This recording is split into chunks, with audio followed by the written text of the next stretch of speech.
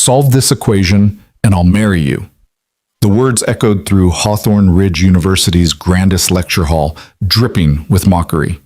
Dr. Camilla Hartwell, brilliant, beautiful, untouchable, stood before 300 students, her emerald eyes fixed on the janitor who dared question her mathematics. Jonas Mercer held his mop like a shield, chalk dust on his calloused hands, his daughter's medical bills crushing him from the inside. He'd abandoned his PhD 5 years ago. Now he was nobody. But the equation on that board? She'd made a mistake, and he was about to prove it. Comment below what city you're watching from. I want to see how far this story travels. Now, let me take you back to where it all began. The fluorescent lights of Hawthorne Ridge University's Caldwell Hall hummed their midnight song, casting sterile shadows across rows of empty desks. Jonas Mercer pushed his cleaning cart through the double doors of Lecture Hall 7, the wheels squeaking in protest against the polished marble floor. The smell of industrial cleaner mixed with old books and chalk dust, a combination that had become as familiar to him as breathing. It was 11:47 p.m. In 13 minutes, he'd need to be in the East Wing. In 45 minutes, he'd clock out, drive his 15-year-old Honda Civic back to the trailer park on the edge of town, and collapse into 3 hours of sleep before Lily woke up for her medication. This was his life now. This was what remained of Jonas Mercer, once the brightest mathematical mind Columbia University had seen in a generation. He began with the trash cans, moving methodically through the rows. The lecture hall still bore the residue of the day's final class, crumpled paper, abandoned coffee cups, the occasional granola bar wrapper. Students at Hawthorne Ridge were privileged, careless with what they left behind. Jonas had learned not to judge. He'd been one of them once, in another lifetime. As he worked his way toward the front of the room, his eyes drifted, as they always did, to the massive blackboard that dominated the wall behind the lecturer's podium. Dr. Camilla Hartwell's Advanced Differential Equations class had been the last to use this hall, and she never erased her work. It was a point of pride for her, leaving complex proofs on display like artwork in a gallery, a daily reminder to students and faculty alike of her intellectual superiority. Tonight's board was a masterpiece of mathematical notation. 3 panels of dense equations, tracking the solution to what Jonas immediately recognized as a boundary value problem in partial differential equations. His hand stilled on the trash bag. Despite himself, despite the exhaustion that lived in his bones, despite everything he'd lost and left behind, he couldn't help but follow the logic. First panel. The setup. Elegant, precise. Dr. Hartwell knew how to present a problem. Second panel. The transformation. Standard technique, executed flawlessly. Third panel. The integration by parts, the application of boundary conditions, Jonas froze. His eyes tracked back, following the manipulation in line 17. Then again, more slowly. His heart rate picked up. That old familiar sensation of spotting an error. The same feeling that had once driven him to spend 72 hours straight in the Columbia Mathematics Library, existing on coffee and the pure joy of discovery. She'd made a mistake. It was subtle, the kind of error that wouldn't be obvious to a graduate student or even most professors. In applying the boundary condition, she'd assumed continuity where the problem's parameters didn't guarantee it. The solution still worked, technically, but only for a restricted subset of cases. For the general problem she'd written at the top of the board, the approach would fail. Jonas stood there, mop in hand, staring at the blackboard of one of the most respected mathematicians in the country, and felt something he hadn't allowed himself to feel in 5 years. The urge to engage, to participate, to belong to the world of ideas again. He shouldn't. He knew he shouldn't. This wasn't his world anymore. He'd given up that right when he'd signed the withdrawal papers at Columbia, when he'd traded his doctoral research for a janitor's wage and health insurance that would cover Lily's prescriptions. But his hand was already moving toward his pocket, pulling out the stub of chalk he'd found last week and kept for no reason he could articulate. His feet carried him to the board. Just a small note, he told himself. Just a gentle suggestion in the corner where Dr. Hartwell would see it tomorrow. And maybe remember that mathematics belonged to everyone who loved it, not just those who could afford to stay. The chalk touched the blackboard. What the hell do you think you're doing? The voice cracked through the lecture hall like a whip. Jonas spun around, chalk falling from his fingers, his heart hammering against his ribs. Dr. Camilla Hartwell stood in the doorway, her designer coat draped over her shoulders, her dark hair pulled back in a severe bun that emphasized the sharp angles of her face. At 34, she was the youngest tenured professor in Hawthorne Ridge's mathematics department, holder of 2 Fields Medal nominations, and author of 3 books that had revolutionized applied mathematics. She was also, Jonas noted with sinking dread, absolutely furious. I asked you a question. Her heels clicked against the floor as she descended the steps between the rows of desks, each footfall sharp and deliberate. What gives you the right to touch my work? Dr. Hartwell, I'm sorry. I didn't mean to. You didn't mean to what? Vandalize my lecture materials? Pretend you understand mathematics because you've been mopping floors in this building long enough to recognize a few symbols? She reached the front of the room, her green eyes blazing. Do you have any idea how arrogant, how presumptuous it is for someone like you to think you can just... There's a mistake. The words left Jonas's mouth before he could stop them. Silence crashed over the lecture hall. Camilla's face went through several expressions in rapid succession: shock, disbelief, and then something darker. What did you just say? Jonas's mouth went dry. Every instinct screamed at him to apologize, to grab his cart and flee, to protect the job he desperately needed. But he'd already crossed the line, and part of him, the part that had spent 4 years at Columbia proving theorems, the part that had published 6 papers before his 25th birthday, the part he'd buried but never quite killed, that part couldn't back down. Line 17, he said quietly, pointing at the board. When you applied the boundary condition, you assumed the third derivative was continuous at the interface. But the problem parameters, he gestured to the top of the board, only guarantee continuity up to the second derivative. Your solution works, but only for a special case. For the general problem as stated, you'd need a different approach. The silence stretched.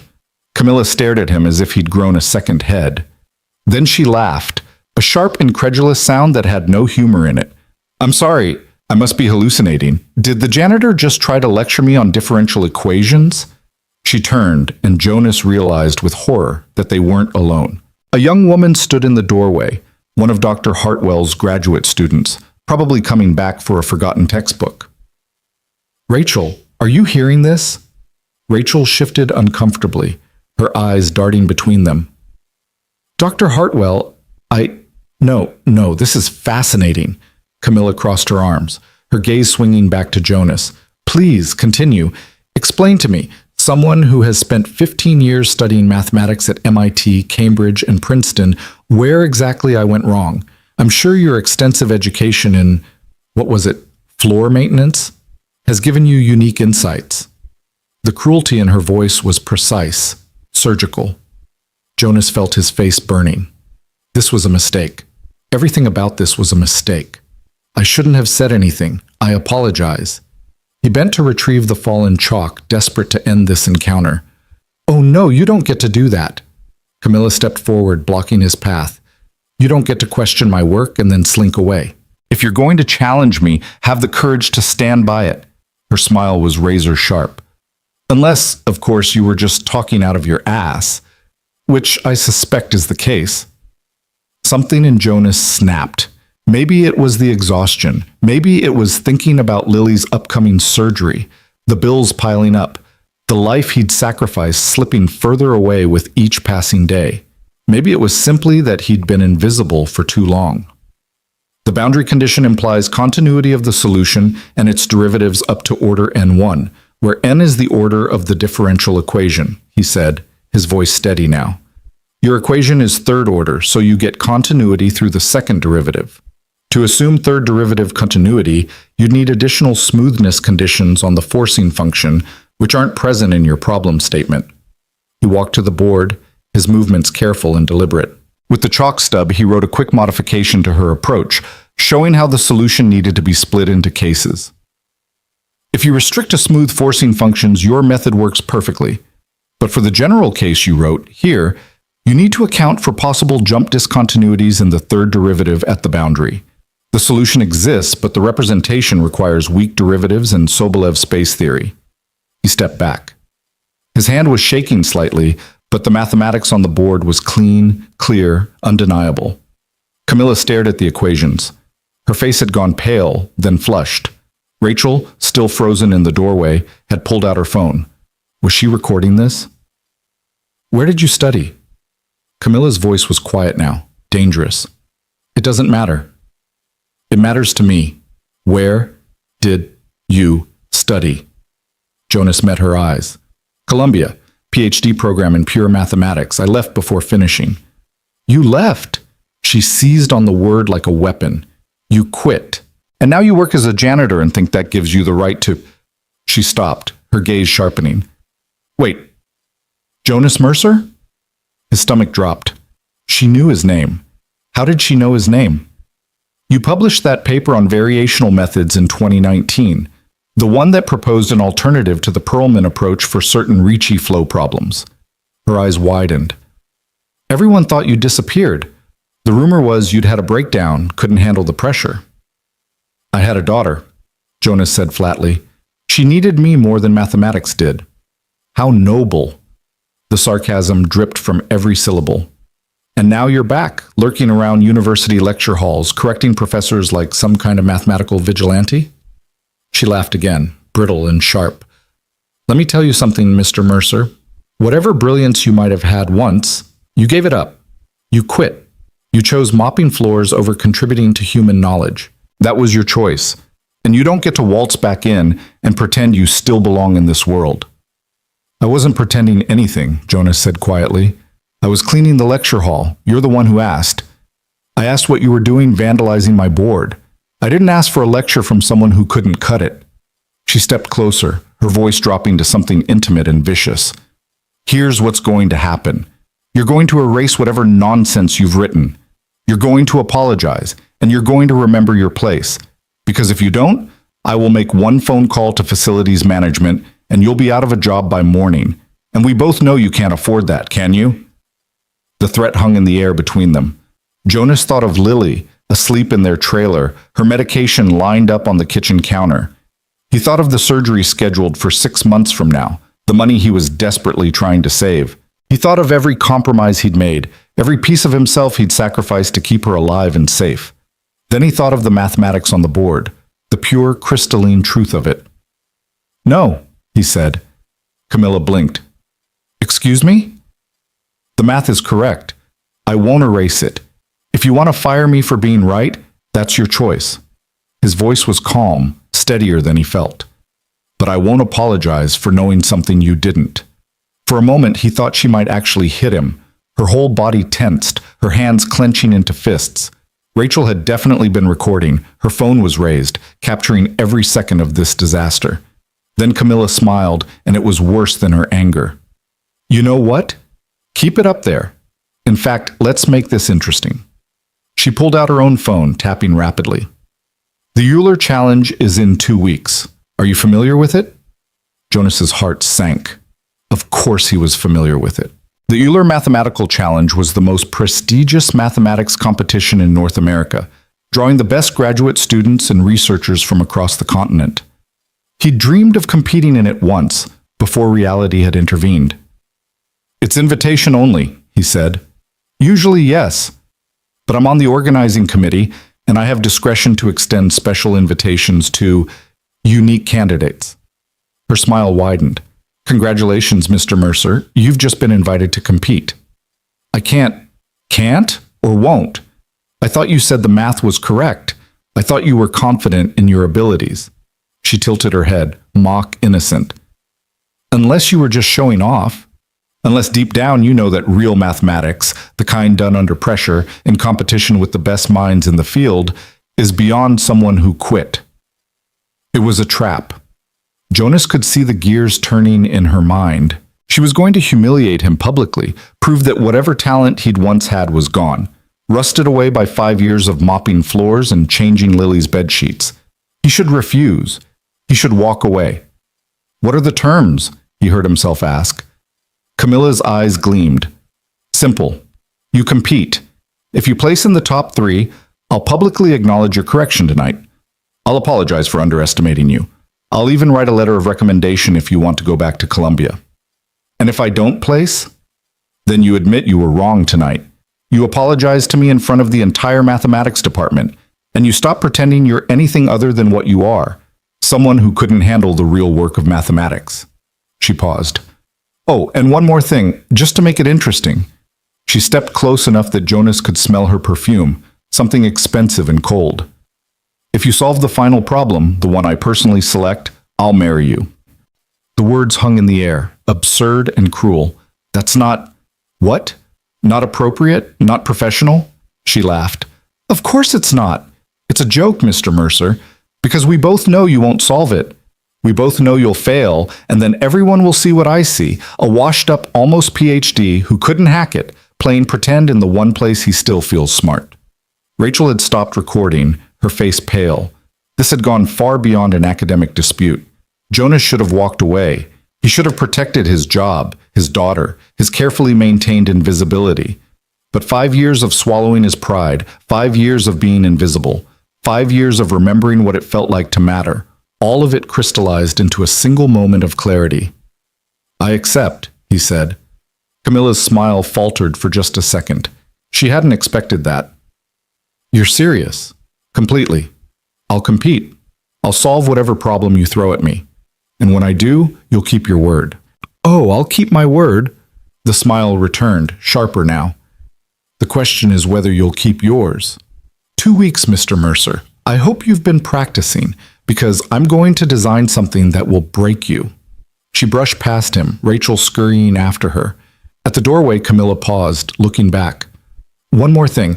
That video Rachel took, it'll be all over campus by morning. Everyone's going to know about this. Everyone's going to be watching. There's no backing out now. Then she was gone, her heels echoing down the hallway.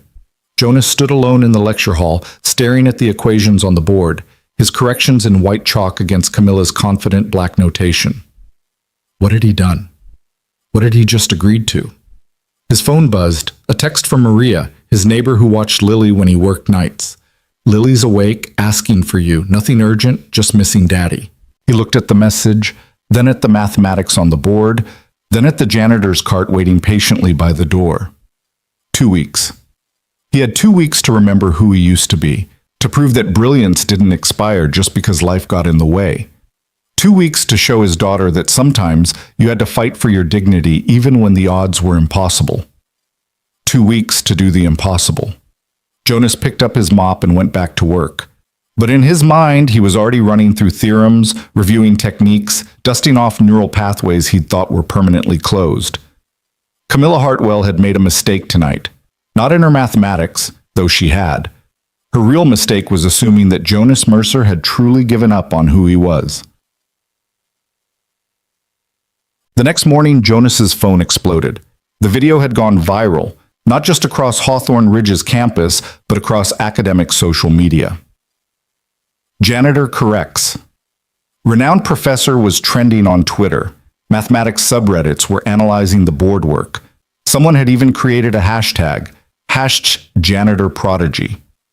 Jonas watched the numbers climb as he fed Lily her breakfast, scrambled eggs with cheese, cut into small pieces so she wouldn't strain herself chewing. The video had been edited to show just the confrontation, Camilla's mocking tone, Jonas's calm corrections, the final devastating challenge. Daddy, you're famous! Lily's 8-year-old voice was bright with excitement as she scrolled through his phone. Everyone's talking about you. It's not that simple, sweetheart. Jonas took the phone back gently. Being famous isn't always good.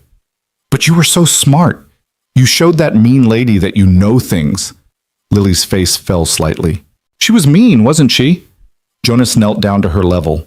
Lily looked so much like her mother, the same dark curls, the same warm brown eyes. Sarah had been gone for 3 years now, killed by a drunk driver on her way home from her second job. Some days Jonas could barely remember what her voice sounded like. Other days the grief hit him like a physical blow. She was scared, he said, finally. Sometimes when people are scared, they say mean things. Why was she scared of you? How to explain this to an 8-year-old? how to explain that academic prestige was a fragile thing, that Camilla had built her identity on being the smartest person in every room, that his very existence threatened her carefully constructed world? Sometimes people spend a long time becoming good at something, Jonas said. And when someone else is also good at it, someone they didn't expect, it makes them worried that maybe they're not as special as they thought. Lily considered this, absently picking at her eggs. She'd barely eaten half of them, but Jonas didn't push. Her appetite had been declining lately, another side effect of her condition. "Are you going to do the competition?" she asked. "I don't know, baby. It's complicated." "Because of me?" The question hit him like a punch to the gut. "What?" "No, Lily, why would you—" "I heard Mrs. Henderson talking to you last week about the surgery money, about how we don't have enough." Her voice was small, scared. "If you do the competition, you can't work. And if you can't work, we can't save money for my heart." Jonas pulled her into a hug, feeling her tiny body against his, the fragile bird-bone lightness of her. "Listen to me. You are the most important thing in my entire world. Whatever happens with this competition, with anything else, that doesn't change, okay?" She nodded against his shoulder, but he could feel her uncertainty. The truth was, Lily had a point. The Euler Challenge was a week-long event, preliminary rounds, semifinals, and finals. He'd have to take unpaid leave from his janitorial job. They'd lose a week's wages, maybe two if he counted preparation time, money they desperately needed. But the prize for placing in the top 3 was $50,000. $50,000 would cover Lily's surgery completely, with money left over for the medication she'd need during recovery. It would buy them 6 months of security, maybe more. It was insane to think he could win. He hadn't done serious mathematics in 5 years, hadn't competed against other mathematicians in longer than that. Camilla would have access to resources, preparation materials, inside knowledge of how the competition worked. She'd been on the organizing committee for 3 years. And yet, that night in the lecture hall, the mathematics had come back to him like breathing. The joy of it, the precision, the elegance. For those few minutes, he hadn't been Jonas Mercer, the janitor, struggling single father, invisible man. He'd been Jonas Mercer, the mathematician, the person he'd worked so hard to become before life had other plans. His phone buzzed again. Another message, but this one different from the flood of social media notifications. A blocked number. "Mr. Mercer. This is Dr. Celine March, head judge for the Euler Challenge. I saw the video. I'd like to speak with you before you make any decisions. Please call me at your earliest convenience." Jonas stared at the message. Celine March. Even out of the academic world, he knew that name. She was a legend, one of the greatest living mathematicians, known for her work in algebraic topology and her fierce advocacy for unconventional talent. She was also, Jonas remembered with a jolt, his former doctoral advisor at Columbia. The woman who'd tried to convince him to stay, who'd offered to help find funding, who'd looked at him with something like heartbreak when he'd signed the withdrawal papers. The woman he'd avoided for 5 years because facing her meant facing everything he'd lost. Jonas called her from the university library during his lunch break. The mathematics section was on the 4th floor, dusty and underpopulated. Students at Hawthorne Ridge preferred digital resources. Up here, surrounded by decades of accumulated knowledge, Jonas could almost pretend he belonged. Dr. March answered on the first ring. "Jonas, it's good to hear your voice." He'd forgotten how warm she sounded, how much like a grandmother despite being one of the most intimidating intellects in modern mathematics. "Dr. March, I wasn't expecting to hear from you." "No, I imagine not. You've been quite good at disappearing." No accusation in her tone, just statement of fact. "But it seems you've reappeared rather spectacularly. That video has caused quite a stir." "I didn't mean for that to happen." "I know you didn't, which is part of why I'm calling." A pause, the sound of papers rustling. "Jonas, I need to ask you something directly. Did Camilla Hartwell truly challenge you to compete in the Euler Challenge, or is that social media exaggeration?" "She did." "With the marriage condition?" Despite everything, Jonas almost laughed. "That part was a joke, a cruel one, but a joke. The real terms are simpler. If I place top 3, she acknowledges she was wrong. If I don't, I apologize and admit I've lost whatever ability I had. Dr. March was quiet for a moment. Jonas, I need to tell you something about Camilla Hartwell. She's brilliant, genuinely brilliant, but she's also been under enormous pressure. Her department is being threatened with budget cuts. She's been using her prestige to keep her research group funded. An incident like this being corrected by a janitor. I understand, Jonas said, though he wasn't sure he did. I'm not excusing her behavior. What she did was unprofessional and cruel, but I want you to understand the context. Another pause. More importantly, I want to know if you're actually going to compete. I don't know. Because of money? How did you Jonas, I was your advisor. I know why you left. Your daughter's medical expenses, your wife's death, the impossible choice between your career and your family. I know all of it, and I'm sorry I didn't do more to help you then. Jonas closed his eyes, gripping the phone tighter. There was nothing you could have done. Perhaps, but there's something I can do now. The Euler Challenge offers a fellowship to anyone who places in the top 3, $50,000 plus a research position. If you compete and win, it could change your life. If I win, Dr. March, I haven't done serious mathematics in 5 years. I watched that video, Jonas. I saw your board work. You haven't lost a damn thing. Her voice turned fierce. You know what I see when I look at you? I see the same young man who walked into my office 7 years ago with a completely novel approach to variational problems. The same person who published 6 papers before most PhD students had finished their coursework. You didn't lose your ability. You put it aside for something more important. That's not the same thing. I have a daughter to take care of. I can't risk my job for it. For what? For pride? For mathematics? For the chance to show the world, and more importantly, show yourself, that you still matter? She softened. Jonas, I understand you're scared. I understand the stakes. But let me ask you this. What will you tell Lily when she's older? Will you tell her that when someone challenged you, when someone tried to make you feel small, you walked away? Or will you tell her that you fought? The words hit home harder than Jonas expected. He thought of Lily this morning, worried that she was holding him back. He thought of the years ahead, watching his daughter grow up, trying to teach her to be brave when he'd chosen safety over everything else. The competition is in 2 weeks, he said finally. Even if I wanted to compete, I couldn't prepare in time, not while working full-time. What if you didn't have to work? Dr. March, I've already spoken to the Euler Challenge Committee. If you agree to compete, we'll provide a preparation stipend. 2 weeks' wages, enough to cover your lost income plus your daughter's expenses. You'd have time to study, to remember, to get ready. Jonas's hands were shaking. Why would you do that? Because mathematics needs people like you, Jonas, not just the ones who can afford to stay, not just the privileged ones with trust funds and family money. Mathematics needs the people who fight for it, who choose it even when it costs them everything. Dr. March's voice cracked slightly. And because I failed you once, I'm not going to fail you again. This is insane, Alcest. Yes, it probably is.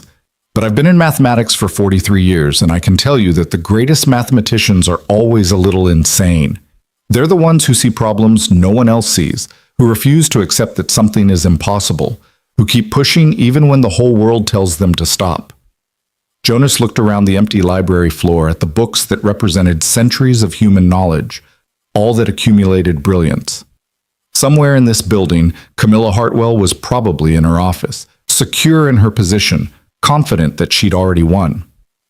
If I do this, he said slowly, and I fail, then you fail.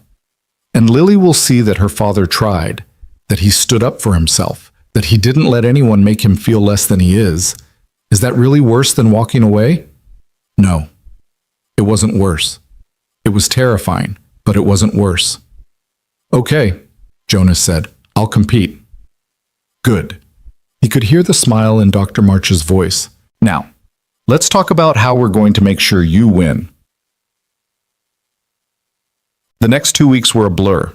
Jonas requested leave from his janitorial supervisor, a confused man named Rick, who'd probably never expected his most reliable employee to need time off for a mathematics competition.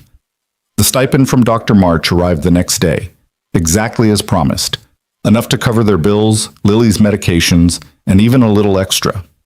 He arranged for Maria to watch Lily after school, explaining the situation in the vaguest possible terms. Maria, a retired schoolteacher with infinite patience and a genuine love for Lily, agreed immediately. "You go show them what you're made of," she'd said, patting his hand. "That little girl needs to see her daddy shine." And then Jonas dove into mathematics like a drowning man finding air. It was harder than he'd expected.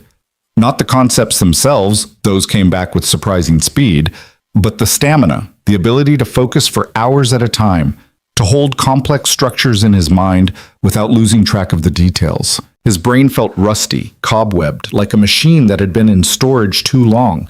Dr. March sent him practice problems, each one calibrated to push him slightly beyond his current limit. They spoke on the phone every evening, sometimes for hours, walking through solutions, discussing strategy, remembering the pure joy of mathematical discovery. "You're going to see 3 types of problems," she explained on day 4. "Classical problems that test your technical knowledge. These are about speed and accuracy. Creative problems that require novel approaches. These are about insight. And then there's the final problem, the one Camilla chooses."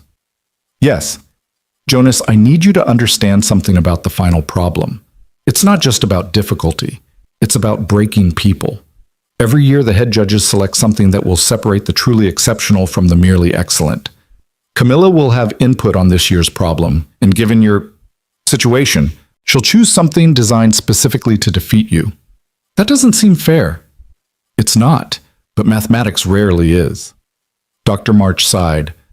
"The good news is that I know how Camilla thinks. She's a classical analyst, elegant, rigorous, but somewhat orthodox in her approach.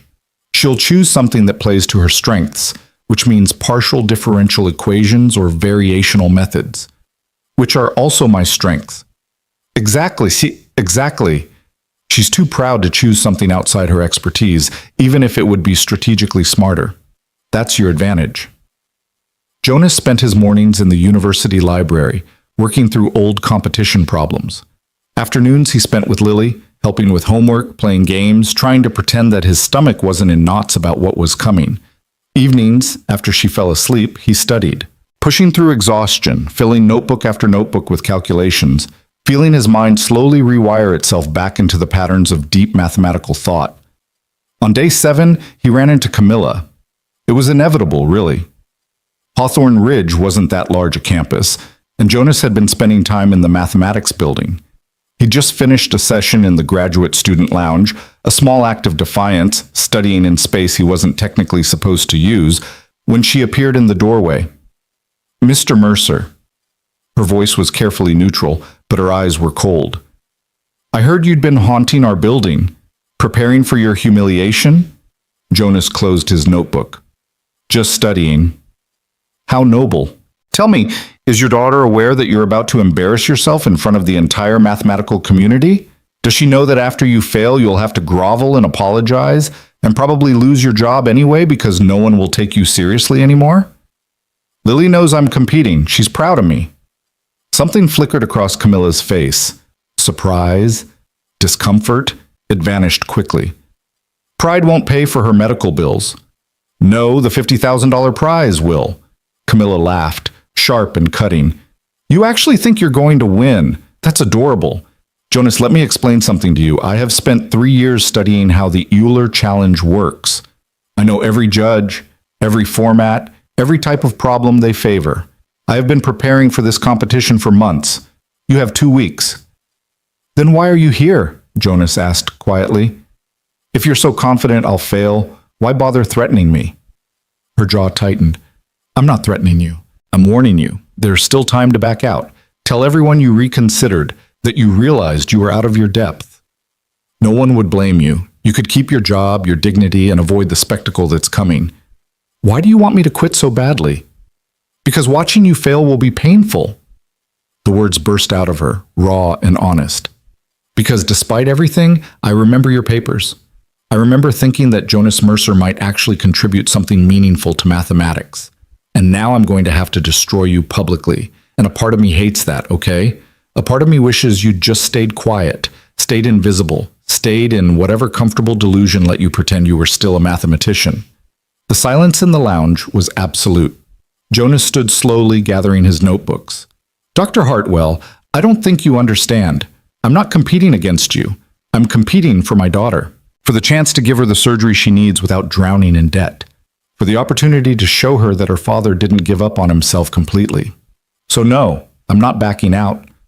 And when I solve that final problem, when I prove that brilliance doesn't have an expiration date, I hope you'll have the grace to keep your word. He walked past her, close enough to see that her hands were shaking slightly. I'm going to destroy you, she whispered. You're going to try, Jonas said. That's not the same thing. The day before the competition, Jonas took Lily to the park. It was her favorite place, a small green space near the trailer park with swings and a rusty merry-go-round. Jonas pushed her gently, watching her laugh as the swing arced through the air. She couldn't go too high. Her heart condition meant limiting physical exertion, but within safe limits, she was still a kid, still capable of joy. Daddy? She called as he caught the swing, slowing her down. Are you scared about tomorrow? Terrified, Jonas admitted. But that's okay. Being scared doesn't mean you can't do something. Lily thought about this as he helped her off the swing. They walked to a bench, sitting together in the afternoon sun. Mom would be proud of you, Lily said suddenly. Jonas's throat tightened. Yeah? Yeah, she always said you were the smartest person she ever met.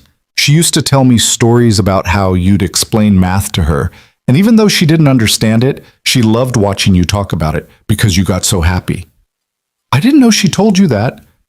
She told me lots of things. Lily leaned against him. She said that when you loved something, really loved it, it made you light up from the inside. She said that's how she knew she wanted to marry you, because you cared so much about everything. Jonas pulled her close, breathing in the smell of her strawberry shampoo. I love you more than anything, Lily. More than mathematics, more than anything else in this world. I know, Daddy. That's why you have to win tomorrow. Sweetheart, I might not.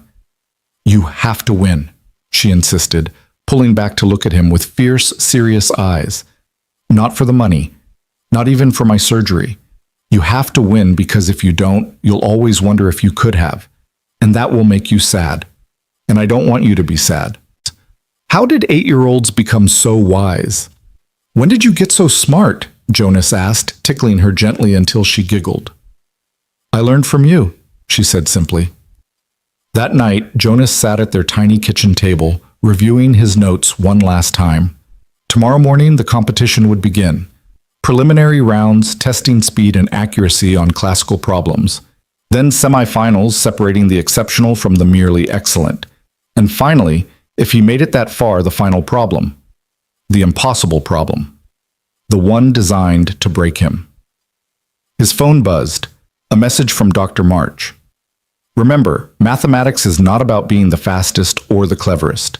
It's about being the most honest, the most willing to follow an idea wherever it leads. Trust yourself, Jonas. You belong in that room. Another message. This one from an unknown number. Good luck tomorrow, Mr. Mercer. I'll be watching. And when you fail, I'll be there to collect your apology. Dr. Hartwell. Jonas turned off his phone. He walked into Lily's room, watching her sleep in the glow of her nightlight. Her breathing was steady, peaceful. On her nightstand, she'd arranged her favorite stuffed animals in what she called a cheer squad. Apparently, they'd be rooting for him tomorrow. I'm going to try, he whispered to her sleeping form. I'm going to try as hard as I can, and no matter what happens, I want you to know that you made me brave enough to do this.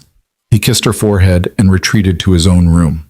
Sleep, when it finally came, was restless and full of dreams about equations that twisted into impossible shapes, about lecture halls that stretched into infinity, about Camilla's mocking smile and the weight of expectations he could never quite carry. Tomorrow would decide everything. Tomorrow would prove whether Jonas Mercer was truly finished, or whether brilliance, real brilliance, was something you carried inside you forever, dormant but never truly dead. Tomorrow would show the world that genius could wear any uniform. And as the dawn light crept through his window, Jonas felt something he hadn't allowed himself to feel in 5 long years. hope. The Euler Challenge took place in the Ashford Convention Center, a sprawling glass and steel structure in downtown Boston that seemed designed to make everyone inside feel simultaneously important and insignificant. Jonas arrived at 7 in the morning, 2 hours before the preliminary rounds would begin, his hands trembling slightly as he pushed through the revolving doors into the marble-floored lobby. The space was already filling with competitors. Jonas recognized the type immediately. Young, confident, most of them in their mid-20s, wearing university hoodies from MIT, Stanford, Princeton, Cambridge. They moved in clusters, discussing papers and professors with the easy camaraderie of people who knew they belonged. Graduate students with grants and stipends, postdocs with publications, a few young professors looking to make names for themselves. And then there was Jonas, 32 years old, wearing a Goodwill button-down shirt and carrying a backpack that had once belonged to Sarah. He felt like an imposter before he'd even registered. Jonas Mercer? A young woman with a clipboard approached him, her smile professional and practiced. Her name tag read, Emily, competition coordinator. Behind her, Jonas could see a registration desk where other competitors were collecting badges and information packets. Yes, that's me. Emily's smile brightened, becoming genuine. Oh my God, you're the janitor. I mean, not that you're just a janitor. I saw the video. Everyone's been talking about you. This is so exciting. She caught herself, blushing. Sorry, that was unprofessional. Let me get you checked in. She led him to the registration desk, still chattering. You've created quite a buzz, you know. Half the people here think you're going to be amazing, and the other half think you're going to crash and burn. Oh God, sorry. That was also inappropriate. I really need to learn when to stop talking. Despite his nerves, Jonas found himself smiling. It's okay. I'm pretty sure both halves might be right. Well, either way, it's going to be interesting. Emily handed him a badge with his name and competitor number, 247. You're in the Hawthorne bracket for preliminaries. Pure coincidence on the name, I swear. Dr. March specifically requested that you be assigned to her observation group. Dr. March is here? She's one of the head judges. Didn't you know? Emily consulted her clipboard. Actually, looking at the panel, you've got quite the audience. Dr. March, Dr. Richardson from Yale, and... She paused, her expression becoming carefully neutral.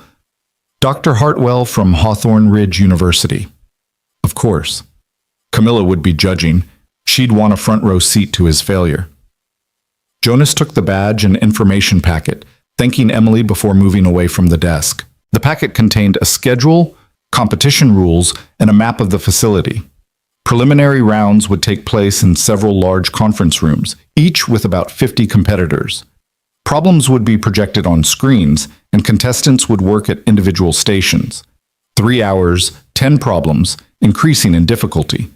The top 20% from each bracket would advance to semifinals the next day. From there, the top 10 would compete in the finals. Simple.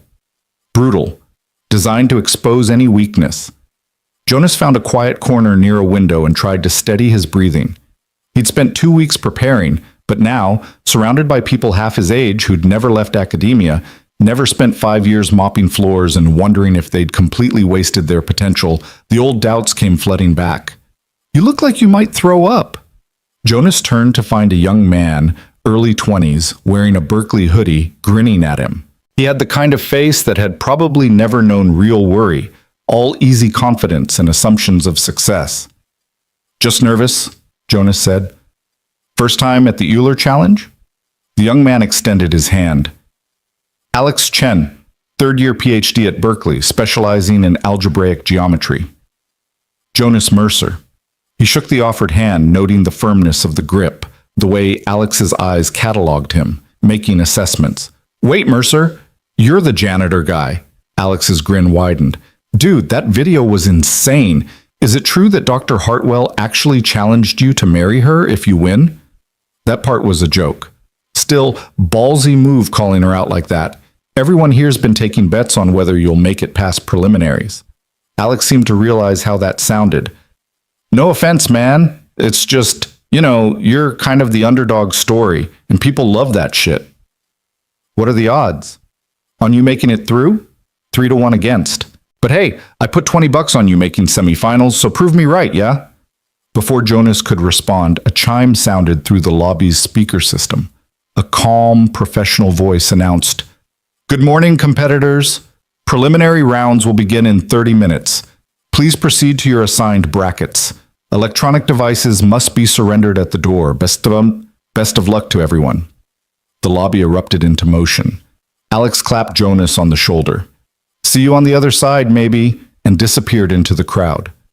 Jonas followed the flow of people toward the Hawthorne bracket room, his heart hammering against his ribs. The conference room was enormous, filled with rows of individual workstations, each equipped with a desk, chair, blank paper, pencils, and a small digital timer. At the front of the room, 3 judges sat at an elevated table. Dr. March, looking serene and encouraging, Dr. Richardson, a stern-faced man in his 60s, and Camilla Hartwell, who spotted Jonas immediately and smiled like a predator watching prey enter its territory. Jonas found his station, number 247, near the middle of the room, and sat down. Around him, other competitors were settling in, some doing breathing exercises, others reviewing notes until the last possible moment. A young woman 2 stations over was crying silently, already overwhelmed. A man near the front looked like he might actually be meditating. "Welcome to the preliminary round of the Euler Mathematical Challenge." Dr. March's voice carried through the room without need for amplification. She stood, commanding attention effortlessly. "You are here because you represent the finest mathematical minds of your generation. Over the next 3 hours, you will face 10 problems designed to test your technical knowledge, creative thinking, and ability to perform under pressure. The top 20% will advance to semifinals. The rest will leave with our gratitude and respect for competing." She paused, her gaze sweeping the room. When her eyes found Jonas, she nodded almost imperceptibly. "Remember, mathematics is not a race. Speed without understanding is worthless. Take your time, trust your knowledge, and show us what you can do." Another pause. "Dr. Richardson will now review the rules." Richardson stood, all business. No collaboration, no electronic devices, no reference materials beyond what's provided. You may use any solution method you wish, but your work must be shown completely. Partial credit will be awarded for correct methodology, even with computational errors. When you complete a problem, place your solution in the envelope at your station. You may leave when all 10 envelopes are sealed or when time expires. Questions? No one raised their hand. Very well. Timers will begin in 60 seconds. First problem will display momentarily. Richardson sat down. Camilla remained standing. "One final note," she said, her voice silk over steel. "This competition has a proud tradition of excellence. We expect all competitors to rise to that standard, regardless of their background." Her eyes locked on Jonas. "Those who cannot will be quickly exposed. Good luck." The screens flickered to life. Jonas's timer beeped softly, beginning its countdown. 03, 13, The first problem appeared. It was a classical differential equation, the kind Jonas had solved 1,000 times in graduate school. Find the general solution to a second-order linear equation with specific boundary conditions. Standard technique, methodical process. He picked up his pencil and began to work. The muscle memory came back immediately. Setting up the characteristic equation, finding the roots, applying the boundary conditions to determine constants.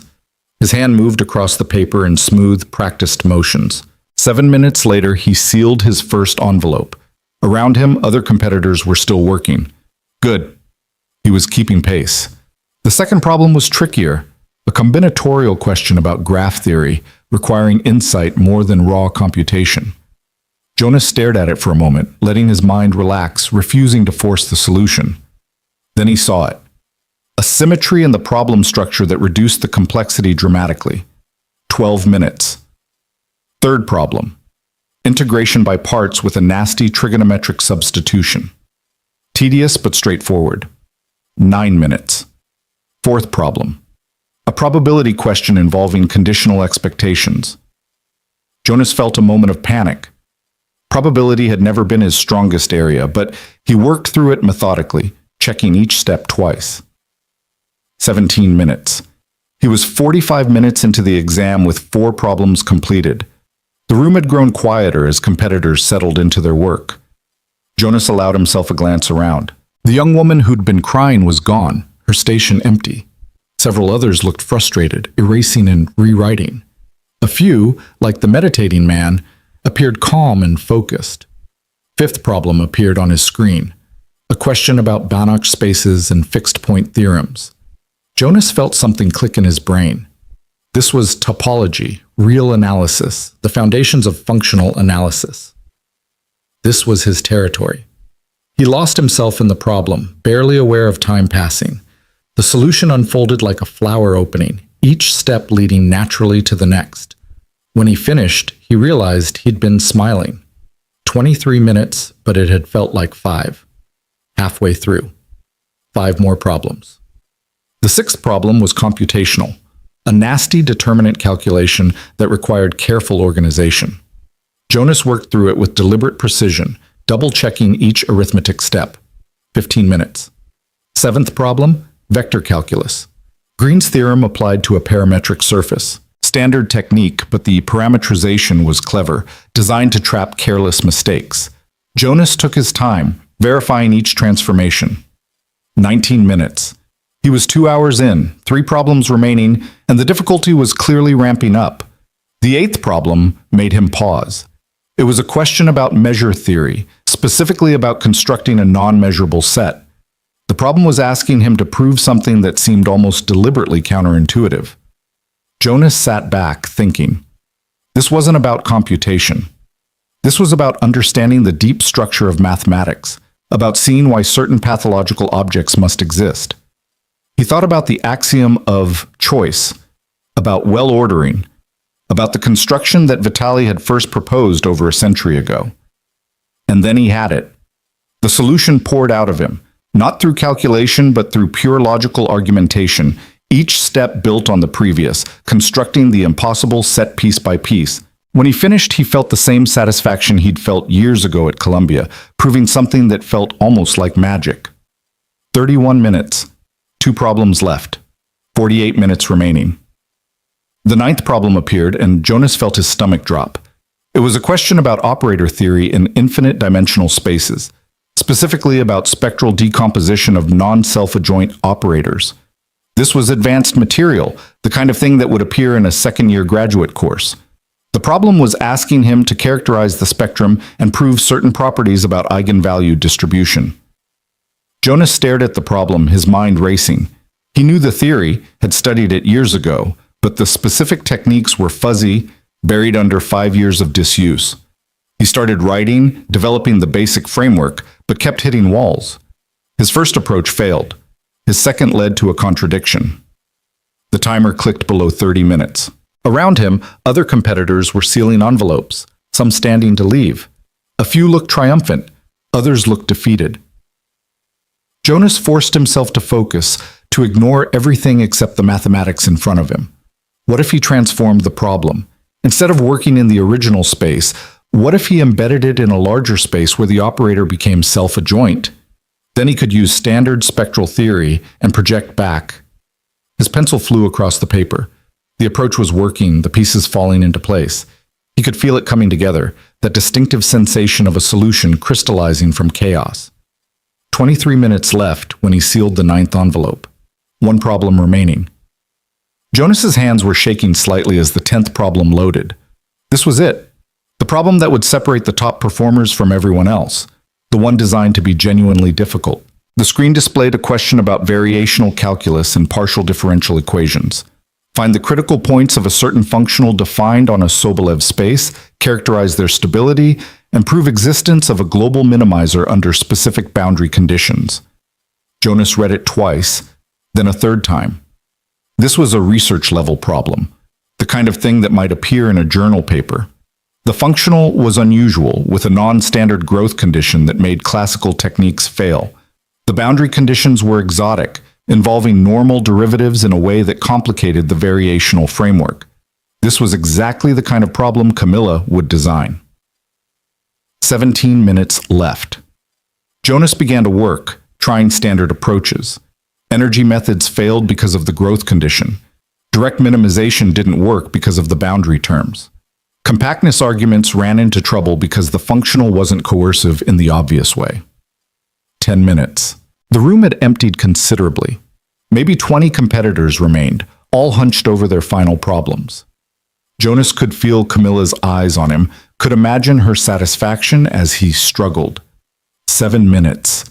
He needed a different approach, something unconventional.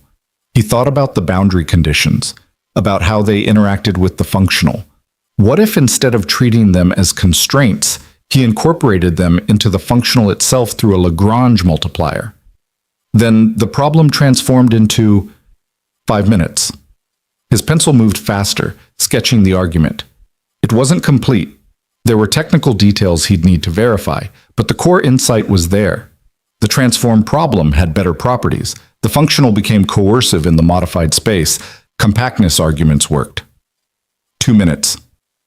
He was writing as fast as he could, laying out the framework, indicating where the detailed computations would go. Not a complete solution, but a clear path to one, demonstrating understanding of the deep structure. Time! Dr. Richardson's voice rang out. Jonas sealed the envelope, his heart pounding. He'd finished, barely, but had he gotten it right? The final problem was still fuzzy in places, built more on intuition than rigorous proof. Around him, the remaining competitors were sealing their envelopes, some looking relieved, others devastated. Jonas stood on shaking legs and carried his envelopes to the collection box at the front of the room. As he approached, Camilla stood, intercepting him. Well, well, you actually finished. Her voice was low enough that only he could hear. Let's see if any of it is correct. Judges will review solutions over lunch. Results will be posted at 2 p.m. She smiled. I do hope you have a backup plan for when you don't advance. Jonas met her eyes. See you at semifinals, Dr. Hartwell. He walked past her, out of the conference room, into the lobby that now felt surreal and dreamlike. His legs barely carried him to a bench near the windows.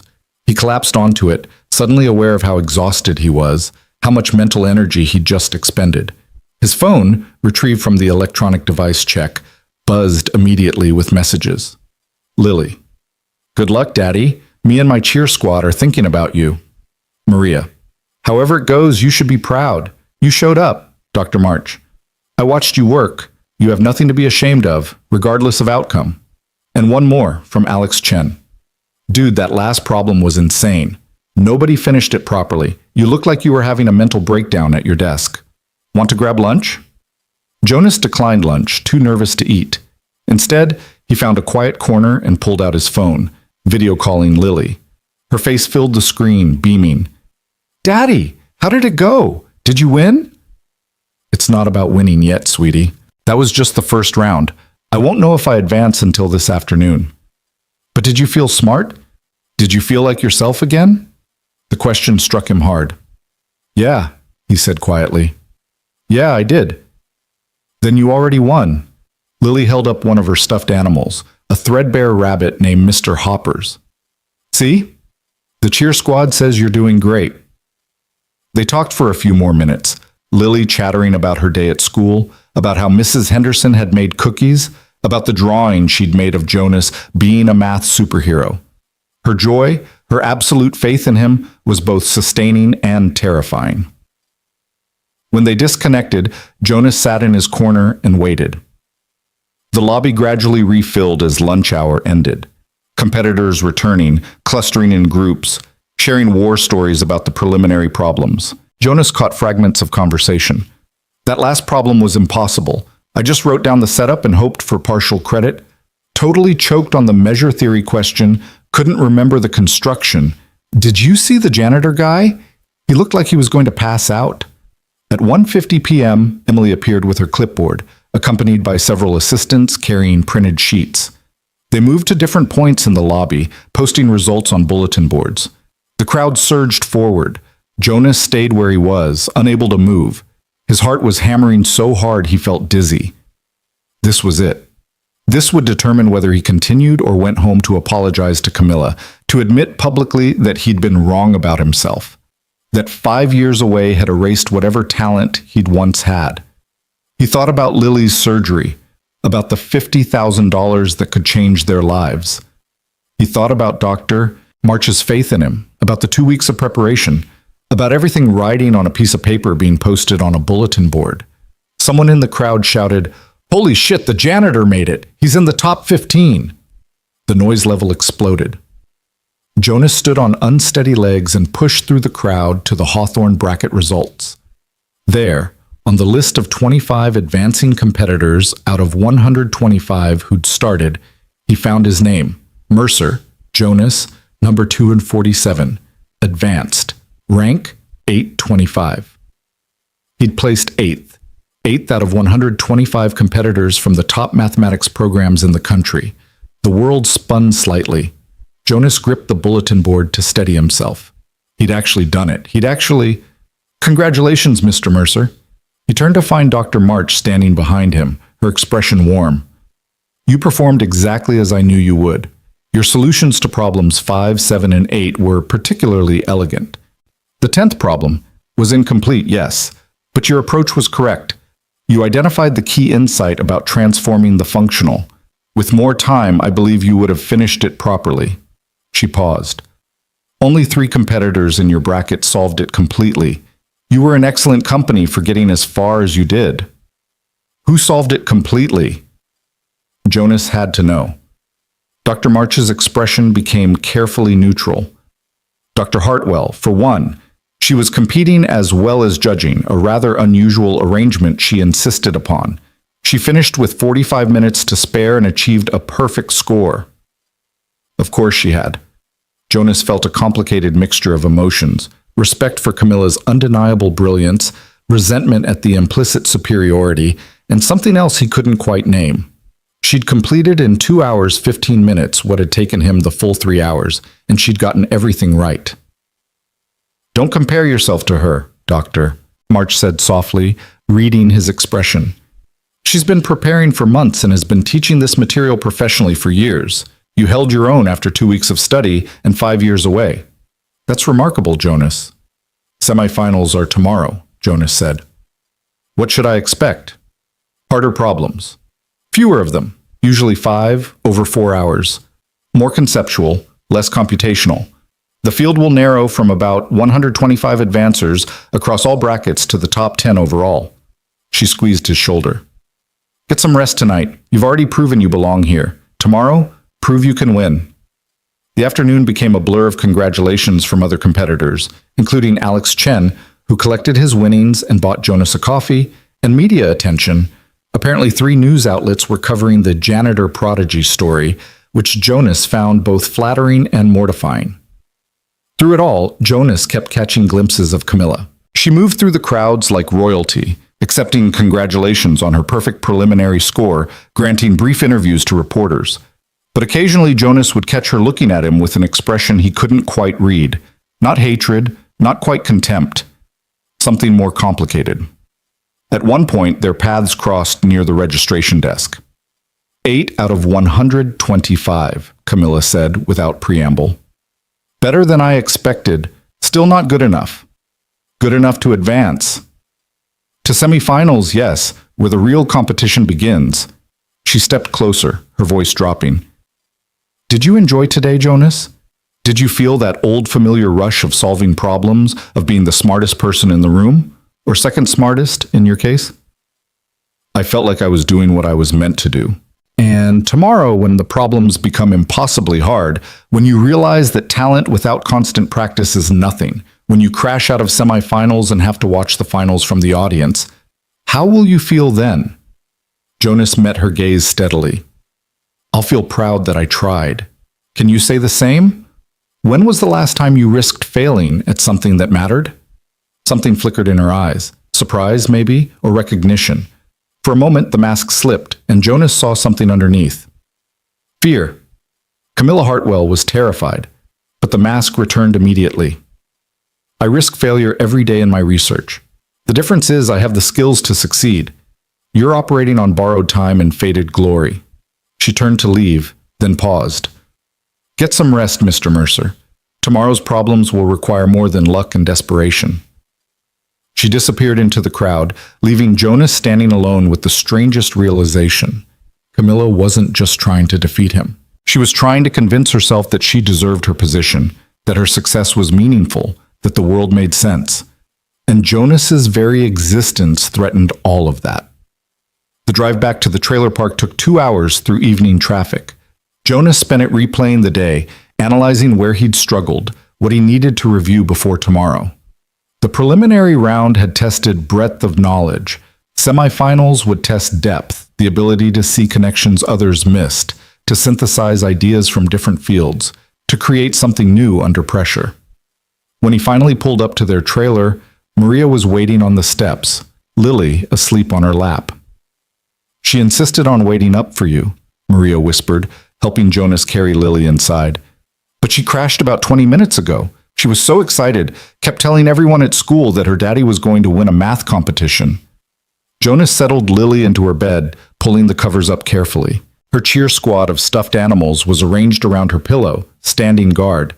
He kissed her forehead, breathing in the sweet smell of her strawberry shampoo. "I made it through," he whispered. "One more day, sweetheart. Just one more day."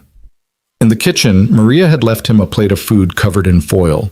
He ate mechanically, barely tasting it, his mind already moving forward to tomorrow's challenges. He needed to review topology, category theory, maybe some advanced probability. The semifinals would pull from areas that required genuine mathematical maturity, not just technical skill. His phone buzzed. "Dr. March, proud of you today. Sleep well. Tomorrow we find out if you're good or if you're great." Another message, this one from a blocked number. "You got lucky today. The problems were easier than usual. Tomorrow will expose you for what you really are. A failure who couldn't handle the pressure then and can't handle it now. Sweet dreams." CH. Jonas stared at Camilla's message for a long moment. Then he deleted it and turned off his phone. She was wrong. She had to be wrong.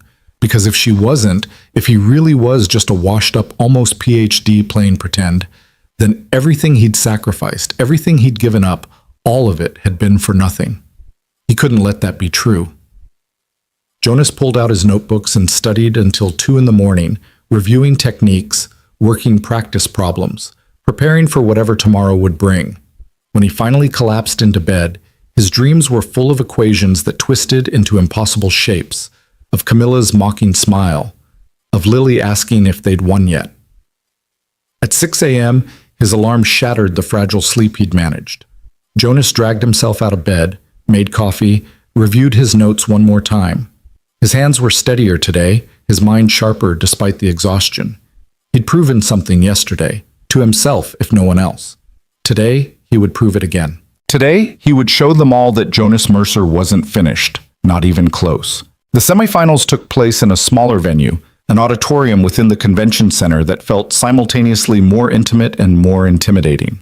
Instead of individual workstations scattered across a massive conference room, the 125 advancing competitors sat at long tables arranged in a semicircle facing a stage where the judges presided. Giant screens on either side of the stage would display the problems.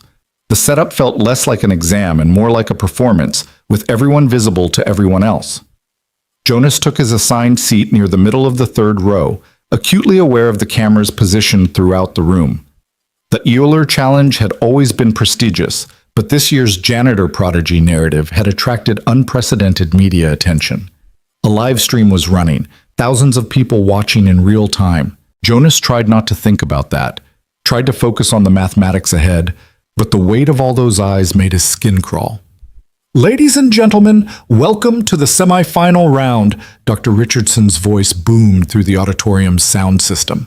He stood at the center of the stage, flanked by Dr. March on his left and Camilla on his right. "Today you will face 5 problems over 4 hours. These problems are designed to test not merely your technical knowledge, but your ability to synthesize ideas from multiple fields, to see connections that are not obvious, and to create novel approaches to unfamiliar situations." He paused, letting the words sink in. Around Jonas, competitors shifted nervously. A young man to his left was breathing too fast, already on the edge of panic. A woman across the aisle sat perfectly still, eyes closed, centering herself. The top 10 competitors by cumulative score will advance to tomorrow's finals. In case of ties, we will evaluate solution elegance and originality as tiebreakers. Richardson gestured to the screens. You may begin when the first problem appears. Remember, there is no partial credit in semifinals. Solutions must be complete and rigorous. Good luck. The screens flickered to life, and Jonas felt his stomach clench. The first problem was about homotopy theory and algebraic topology. It asked competitors to prove that a certain topological space was not simply connected by constructing an explicit loop that could not be continuously deformed to a point. The setup was deceptively simple, but Jonas immediately saw the trap. The obvious approaches would fail because the space had unusual properties that violated typical intuitions. He began to work, sketching the space in his notebook, thinking about fundamental groups and covering spaces. Around him, the auditorium had fallen into concentrated silence, broken only by the scratch of pencils on paper and occasional frustrated sighs. The young man to his left had already given up on the first problem, moving to the second. The woman across the aisle was still on the first, her face creased with concentration. Jonas worked through the construction carefully, using Van Kampen's theorem to decompose the space into simpler pieces, analyzing how loops in each piece could combine. The solution required seeing that the space was actually homeomorphic to something familiar if you performed the right transformation. 38 minutes later, he had a complete proof. He glanced at the screens. The second problem was now displayed alongside the first. It was a question about functional analysis and operator theory, asking about the spectrum of a specific operator on a Hilbert space. Jonas read it twice, feeling a chill of recognition. This was very similar to the material Camilla had included in her lecture, the one he'd corrected. Was this intentional? Was she testing him specifically? He dove into the problem, using spectral theory and resolvent analysis. The operator had some unusual properties that made standard techniques fail initially, but Jonas found a way to perturb it slightly, solve the perturbed problem, and then take a limit to get back to the original. The mathematics flowed smoothly, each step building on the last. 42 minutes. 2 problems down, 3 to go. Jonas was an hour and 20 minutes into the exam. The third problem appeared on screen, and immediately the auditorium's energy shifted. Jonas heard someone nearby gasp. The woman across the aisle went pale. It was a problem about algebraic geometry and complex manifolds, requiring knowledge of sheaf cohomology and intersection theory. The question was asking competitors to compute certain characteristic classes for a manifold defined by a system of polynomial equations. This was advanced graduate-level material, the kind of thing that would appear in a doctoral dissertation. Jonas stared at the problem, his mind racing. He knew the basic theory, had studied it years ago in a topics course at Columbia, but the specific techniques were hazy. Sheaf cohomology was notoriously technical, full of abstract machinery that required constant practice to wield effectively. He started writing anyway, developing what he could remember. The key was to use a spectral sequence to relate different cohomology groups, but the details kept slipping away from him. He'd write a few lines, realize he'd made an error in applying the machinery, erase, and start over. 90 minutes in, Jonas was still stuck on the third problem. Around him, other competitors were moving forward. Camilla, sitting in the front row as both judge and competitor, had sealed 3 envelopes already. She caught Jonas's eye and smiled, mouthing something that looked like struggling. Jonas forced himself to breathe, to think clearly. He couldn't brute force this with technique he didn't have.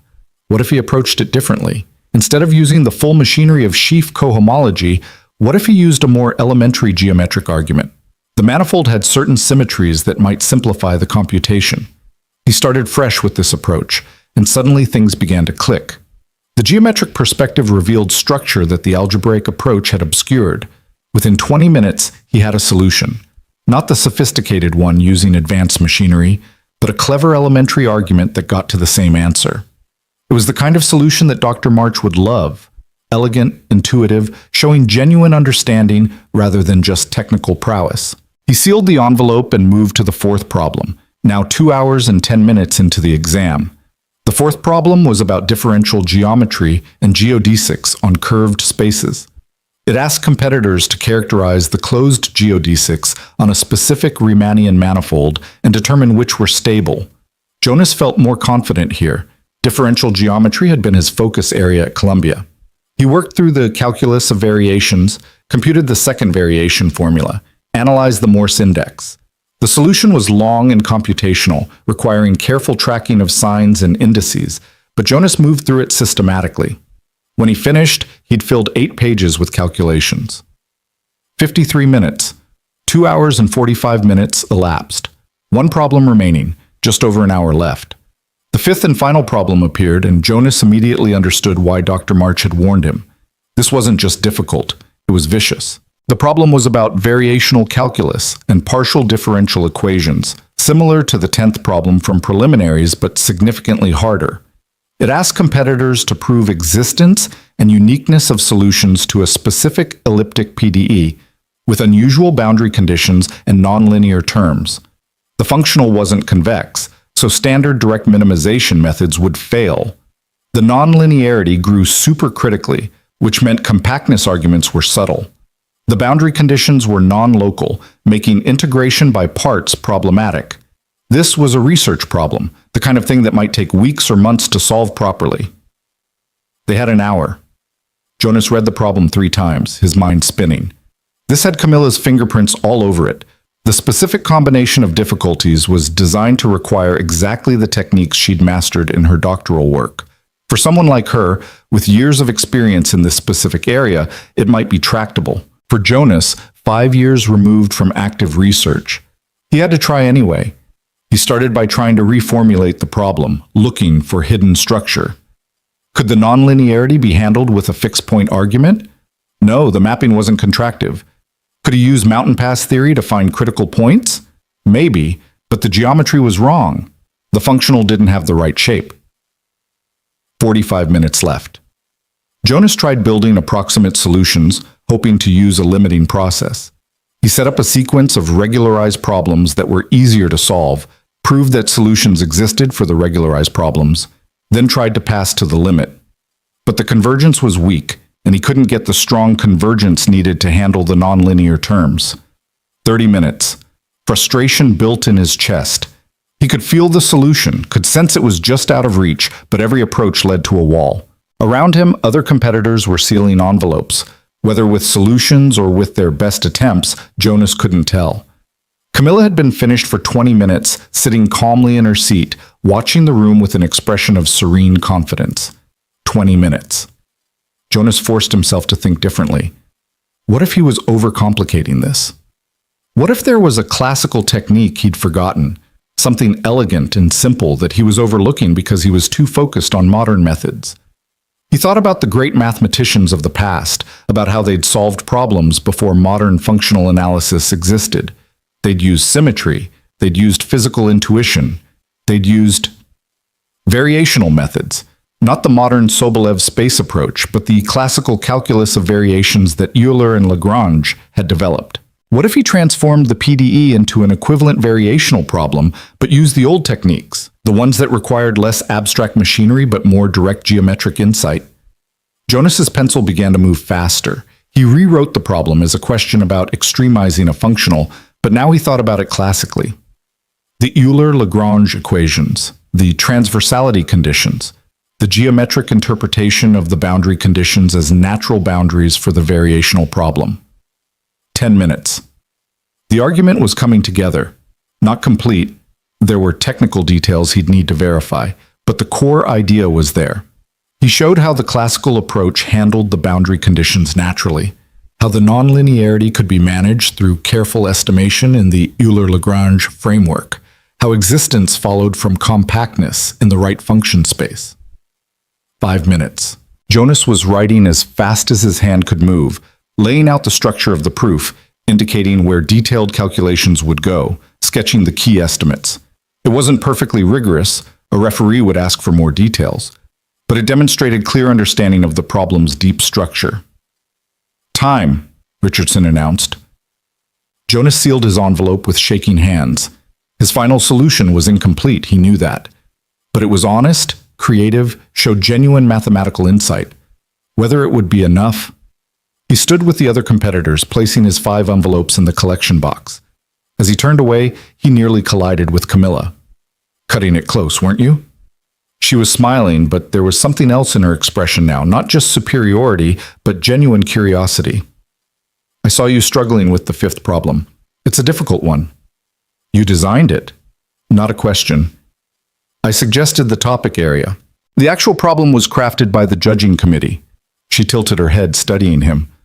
But yes, I knew it would be challenging for someone with your gaps in recent experience.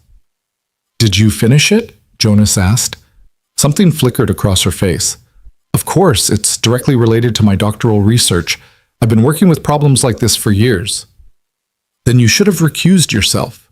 It's not exactly fair to compete in a problem you essentially designed. Camilla's expression hardened. Mathematics doesn't care about fair, Mr. Mercer. It cares about correct. And you'll find that out when the results are posted. She paused, then added in a lower voice, I watched you during that last hour. I saw you throwing everything at that problem, trying technique after technique. It was almost painful to watch, like seeing someone drown slowly. I'm still here. For now. But semifinals results are final. 10 people advance, 115 go home. And I promise you, Jonas, your incomplete solution to that fifth problem is going to cost you. She leaned closer. I hope you enjoyed your brief moment of relevance. Tomorrow morning, when you don't see your name on that advancement list, remember this feeling. Remember what it's like to want something desperately and still not be good enough to achieve it. She walked away, leaving Jonas standing alone in the auditorium that was rapidly emptying. Dr. March appeared at his elbow, her expression unreadable. Walk with me, she said quietly. They left the auditorium together, moving through corridors that led to a small outdoor courtyard.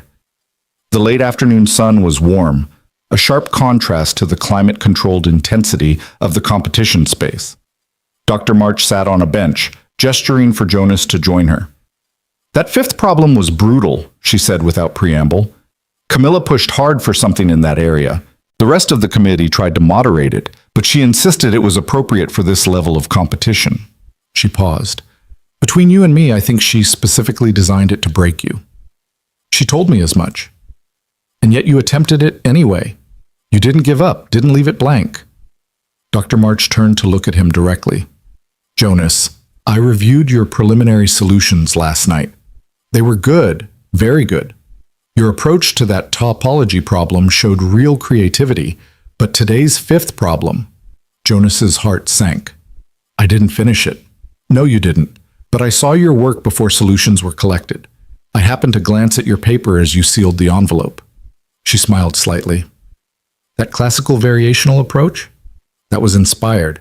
It's not the modern way to attack the problem, but it might actually work if the technical details can be verified. Might work isn't the same as works. No, it's not, which is why I can't tell you whether you'll advance or not. The judging will be close.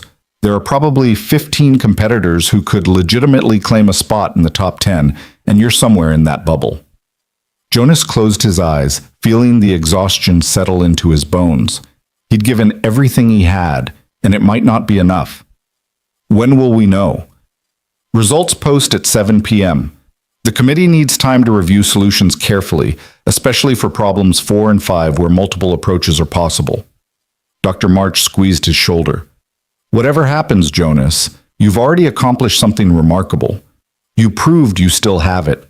You reminded the mathematical community that talent doesn't expire just because circumstances intervene. That won't pay for Lily's surgery. No, Dr. March agreed quietly, but it's still worth something. To you, if to no one else. They sat in silence for a moment, watching other competitors drift through the courtyard in small groups, discussing the problems, sharing frustrations, and small victories. Jonas felt disconnected from them, separate. These were people for whom mathematics was still the center of their lives, who could afford to spend 4 hours on abstract problems because they had funding and time and institutional support. Jonas had none of that, just 2 weeks of desperate preparation and a lifetime of wondering what if. I should call Lily, he said finally, standing. She'll want to know how it went. Tell her you were brilliant, Dr. March said firmly. Because you were. Jonas found a quiet corner of the building and video called home. Lily answered immediately, her face filling the screen with pure joy. Daddy, how was today? Did you solve everything? I solved most of it, sweetheart. The last problem was really hard. But you tried your hardest? I did. Then that's what matters. She held up Mr. Hopper's. The cheer squad says you're doing great. We're all so proud of you. They talked for a few minutes, Lily chattering about her day, about the other kids at school who'd seen her daddy on the news, about how everyone thought he was amazing. Her absolute faith in him was simultaneously sustaining and crushing. What would he tell her when he didn't advance? How would he explain that trying your hardest sometimes wasn't enough? After they disconnected, Jonas wandered back to the main lobby. The space was filled with competitors killing time before results posted. Some were reviewing their work, others watching the live stream replay of the day's problems, still others just sitting in nervous silence. Alex Chen found him near the coffee station. Dude, that fifth problem was insane. I completely bombed it. Just wrote down the setup and some random ideas. You looked like you were really going for it, though. I tried. Don't know if it was enough. At least you attempted it. Half the room gave up entirely. Alex lowered his voice. There's a betting pool on who makes top 10. You're currently at even odds, 50-50 shot. Dr. Hartwell's guaranteed, obviously. She crushed everything, but spots 6 through 15 are basically a toss-up. That's comforting, Jonas said dryly. Hey, I put money on you making it, so you better advance or I'm out $50. Alex grinned, then grew more serious. For what it's worth, man, I think what you're doing is incredible. Most people who leave mathematics never come back. The fact that you're even competing, that you held your own against people half your age who've never stopped studying, that's badass. They talked for a while longer, Alex sharing stories about Berkeley, about his own research, about the peculiar culture of academic mathematics. Jonas found himself relaxing slightly, remembering what it had been like to be part of this community, to speak the language of theorems and proofs with people who understood. At 6:45 p.m., the crowd began to drift toward the bulletin boards where results would be posted. Jonas stayed back, unable to face it directly. His phone was clutched in his hand, checking the time every 30 seconds. 6:52, 6:54, 6:58. At 7:00 p.m. Exactly. Emily and her assistants appeared with printed sheets. The crowd surged forward immediately, bodies pressing against each other in desperate need to know. Jonas heard shouting, some triumphant, others devastated. Someone near the front burst into tears. Another person let out a whoop of joy. Jonas still couldn't move. Then Alex was pushing through the crowd toward him, his face unreadable. Well? Jonas asked, his voice barely audible. Alex broke into a huge grin. You magnificent bastard! You made it! Number 10! You're in by a single point. The world tilted slightly. Jonas grabbed Alex's shoulder to steady himself. You're serious? Dead serious. Come see for yourself. They pushed through the crowd to the board. There, at the bottom of the advancement list, Jonas found his name. 10. Mercer. Jonas, number 247. Advanced to finals. Cumulative score 427,500. Above him, 9 other names. In the number 1 spot, unsurprisingly, 1. Hartwell, Camilla. Amdarzezro 89. Advanced to finals. Cumulative score 498,500. She'd gotten nearly everything perfect, and Jonas had barely scraped into the top 10, but he was in. Against all odds, against all reasonable expectations, he was in the finals. Congratulations, Mr. Mercer. Jonas turned to find Camilla standing behind him. Her expression was complicated. Frustration, respect, something else he couldn't quite identify. Thank you, he managed. Don't thank me. That was your work, not my generosity. She crossed her arms. I read your solution to the 5th problem. That classical variational approach was unexpected, imperfect, incomplete, but the core insight was sound. The judges gave you partial credit for originality. I thought there was no partial credit in semifinals. There isn't, usually, but your approach was sufficiently novel that we debated it for 30 minutes. Dr. March argued that demonstrating a new path to the solution was worth recognizing, even if you didn't complete the journey. She won the argument. Camilla's jaw tightened. So you have her to thank for your advancement, not your own abilities. I'll be sure to thank her. Do that, and then prepare yourself for tomorrow. Camilla stepped closer, her voice dropping to something intimate and dangerous. The finals are different, Jonas. 10 competitors, one problem, 3 hours. That's it. One problem designed by the entire judging committee to test every aspect of mathematical maturity. There's no strategy, no way to skip hard parts and make up points elsewhere. You either solve it completely or you fail. And you've already seen the problem. I've participated in designing it, yes, as has Dr. March, Dr. Richardson, and the other judges. We crafted something that will identify the single best mathematical mind in this competition. Her smile was sharp. I made sure it would be something that requires not just creativity or technique, but years of sustained practice. The kind of problem that favors people who never stopped working, who never quit, who never chose mediocrity over excellence. You mean people like you. Exactly like me. She leaned in even closer, and Jonas could smell her perfume, something cold and expensive. You've had a remarkable run, Jonas. You should be proud. You proved you still have talent, that you're not completely washed up. But tomorrow? Tomorrow you're going to face something that will remind you why you left academia in the first place. Because when it really mattered, when you had to choose between your career and your personal life, you chose to quit. And quitters don't win championships. I chose my daughter over a thesis. That's not quitting, that's being a father. For just a moment, something flickered in Camilla's eyes. Pain, recognition, vulnerability. Then the mask slammed back into place. Tomorrow, 9 a.m., main auditorium. I'd tell you to get some rest, but we both know you'll be up all night trying to prepare for a problem you can't possibly anticipate.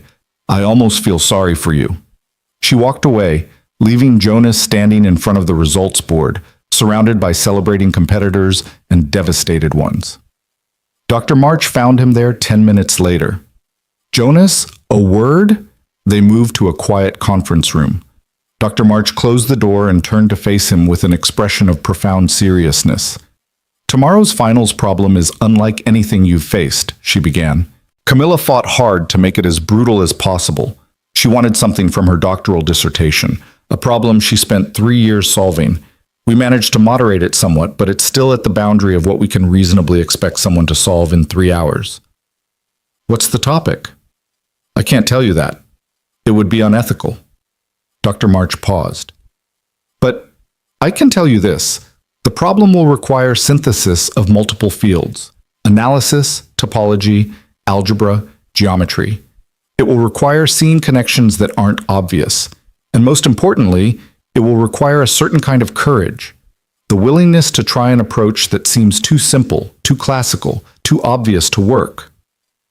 Like the variational approach on today's fifth problem. Exactly like that.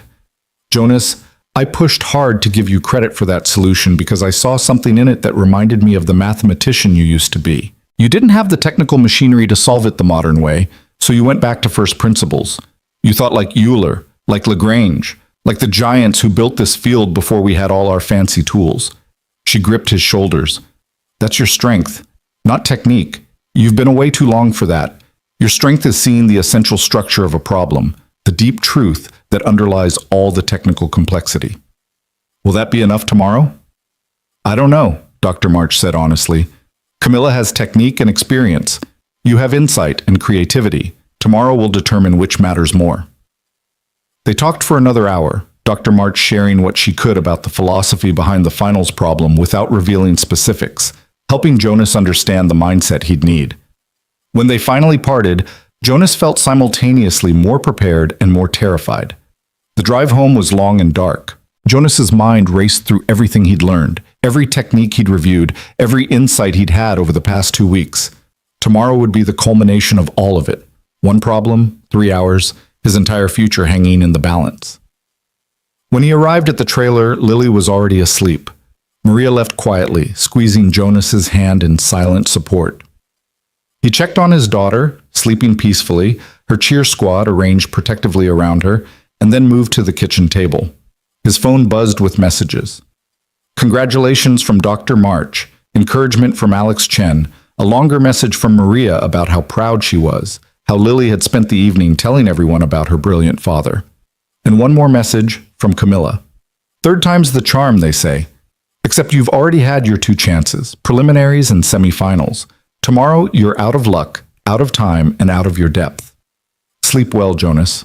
It's the last peaceful night you'll have before everyone sees what I've known all along. You're a fraud. Jonas stared at the message for a long time. Then he set his phone aside and pulled out his notebooks.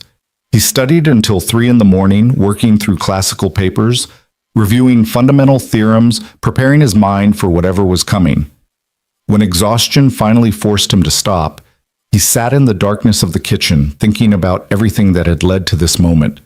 Columbia and the brilliant future he'd imagined. Sarah's death and the devastating grief. Lily's diagnosis and the impossible choice. 5 years of mopping floors and wondering if he'd made the right decision. Tomorrow would answer that question. Tomorrow would prove whether Jonas Mercer was who he thought he was, or just a man clinging to a past that no longer belonged to him. Tomorrow would determine everything. And as the first light of dawn crept through the kitchen window, Jonas realized something fundamental. He wasn't afraid anymore. Nervous, yes. Uncertain, absolutely, but not afraid. Because win or lose, he'd already proven something to himself. He'd proven he could still do mathematics at the highest level. He'd proven that 5 years away hadn't erased who he was fundamentally. He'd proven that brilliance didn't have an expiration date. Now he just had to prove it one more time when it mattered most. Jonas arrived at the convention center at 7:30 in the morning, 90 minutes before the finals would begin. The main auditorium was already buzzing with activity. Camera crews setting up equipment, journalists conducting pre-competition interviews, early arriving spectators claiming seats. This wasn't just a mathematics competition anymore. It had become an event, a story, a spectacle that had captured public imagination in a way the Euler Challenge never had before. The janitor versus the professor. The dropout versus the elite. The underdog story that people couldn't stop talking about. Jonas made his way through the lobby, ignoring the cameras that swiveled toward him, the reporters who called his name. He found the competitors' preparation room, a quiet space set aside for the 10 finalists, and slipped inside. 6 people were already there. Jonas recognized most of them from the previous rounds. Alex Chen sat in a corner, headphones on, eyes closed, breathing deeply.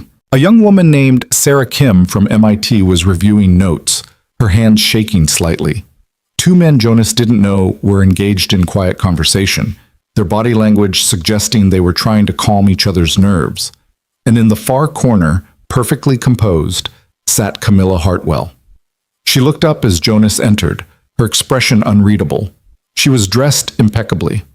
A dark blazer over a silk blouse, her hair pulled back in that severe bun that made her look simultaneously intimidating and untouchable.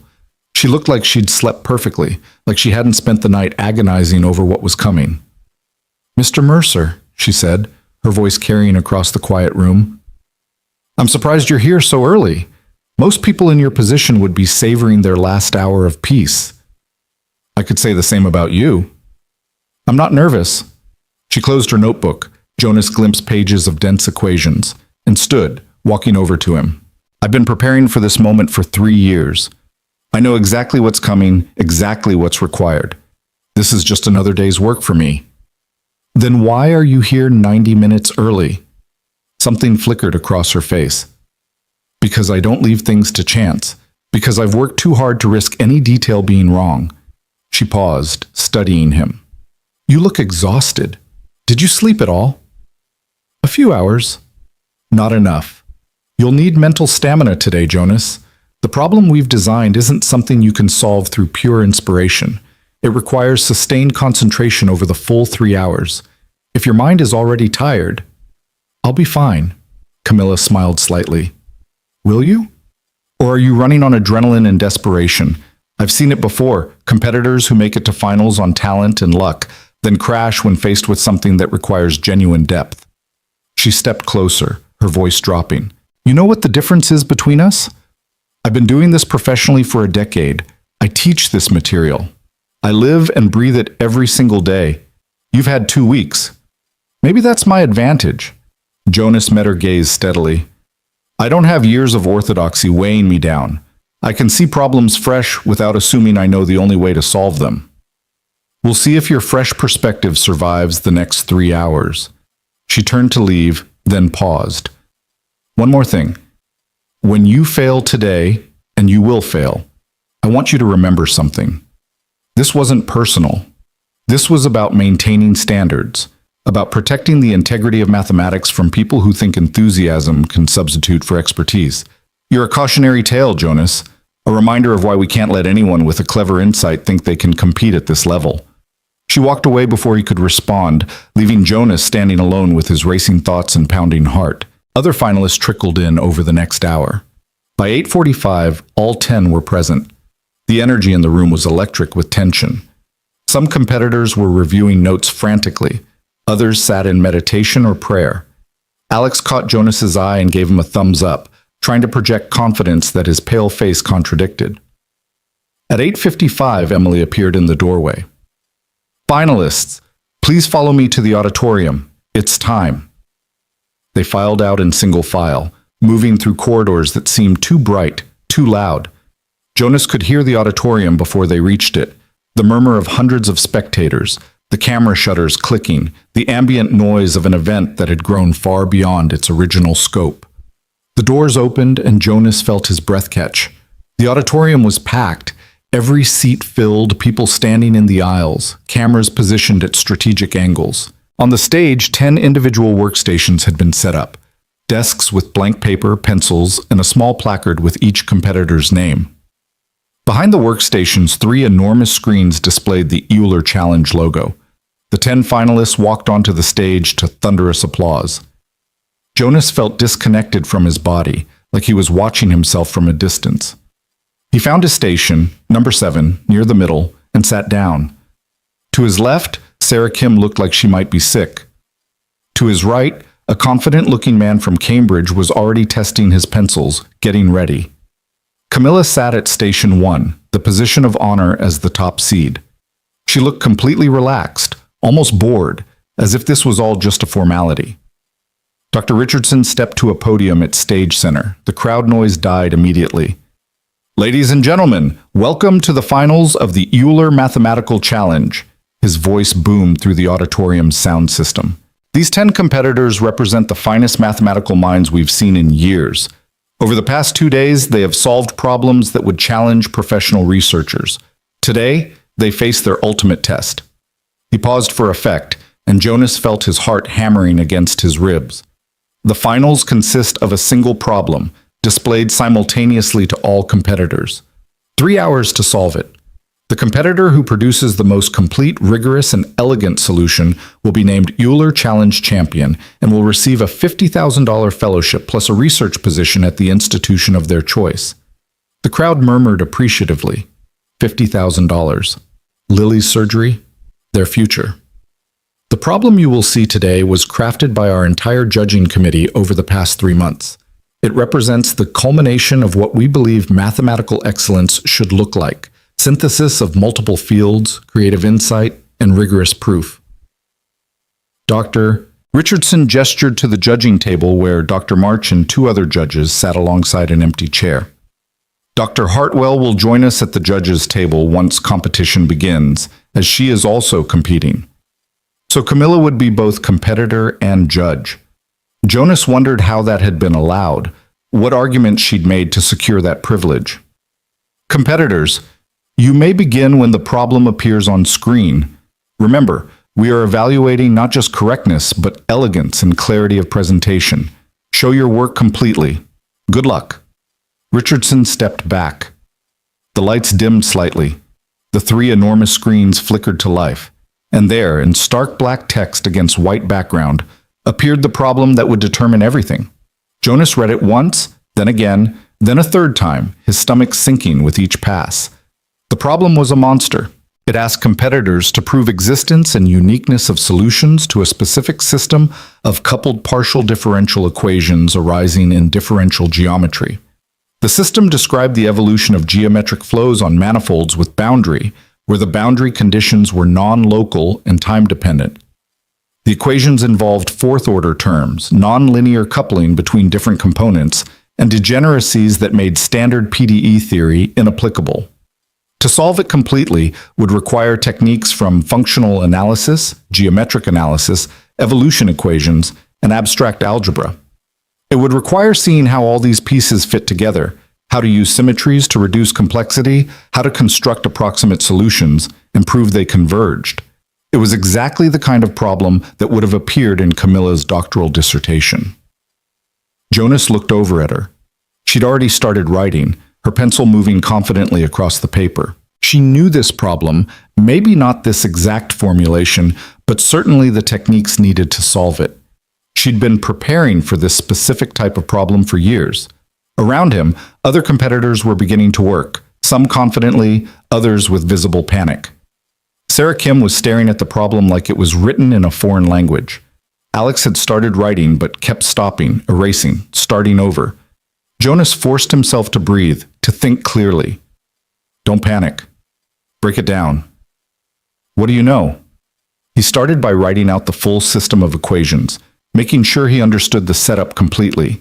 The equations described how certain geometric quantities evolved over time, subject to boundary conditions that coupled the interior behavior to the boundary behavior in a complicated way.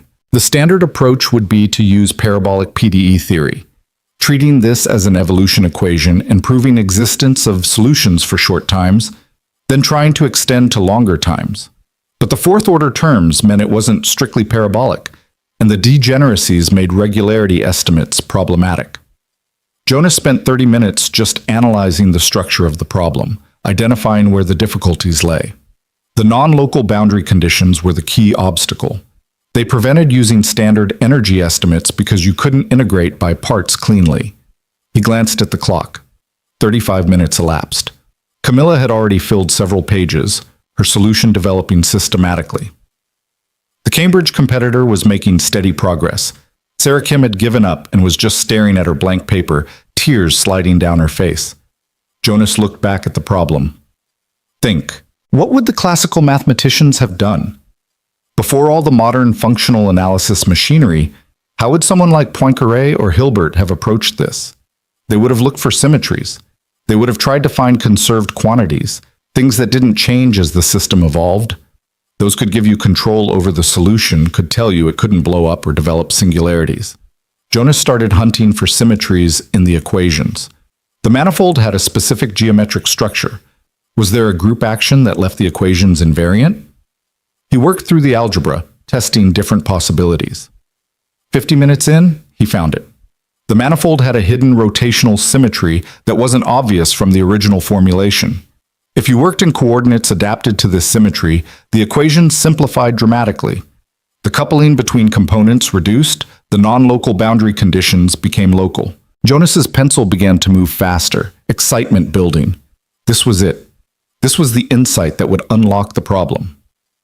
He rewrote the equations in the symmetric coordinates, and suddenly everything became clearer. The fourth-order terms decoupled, the degeneracies disappeared. It was still difficult, but now it was tractable. He worked for another hour, developing the solution systematically, proving that solutions existed for the symmetry-reduced problem, showing they were unique, demonstrating that the symmetry assumption didn't lose generality. Any solution to the original problem had to respect the symmetry by uniqueness of solutions. 2 hours elapsed. Jonas was deep in the proof, filling page after page with calculations. Around him, the auditorium had fallen into absolute silence. Even the camera shutters had stopped clicking, as if everyone was holding their breath. He proved existence using a fixed-point theorem, carefully constructing a mapping whose fixed points corresponded to solutions. He proved uniqueness using an energy argument, showing that two solutions would have to agree. He verified all the regularity estimates needed to make the arguments rigorous. 2 hours and 30 minutes. The proof was coming together, but Jonas still needed to address the boundary conditions explicitly. The symmetry reduction had simplified them, but he still needed to prove they were satisfied. He worked through the boundary analysis, using trace theorems and careful estimation. The non-local nature of the conditions required a subtle argument involving Fourier analysis, decomposing the boundary behavior into modes and showing each mode was controlled. 2 hours and 45 minutes. Jonas was writing as fast as he could, racing against the clock. The argument was complete in his head, but getting it down on paper with all the necessary details was taking longer than he'd anticipated. He abbreviated some steps, indicated where detailed calculations would go, focused on making the logical structure clear.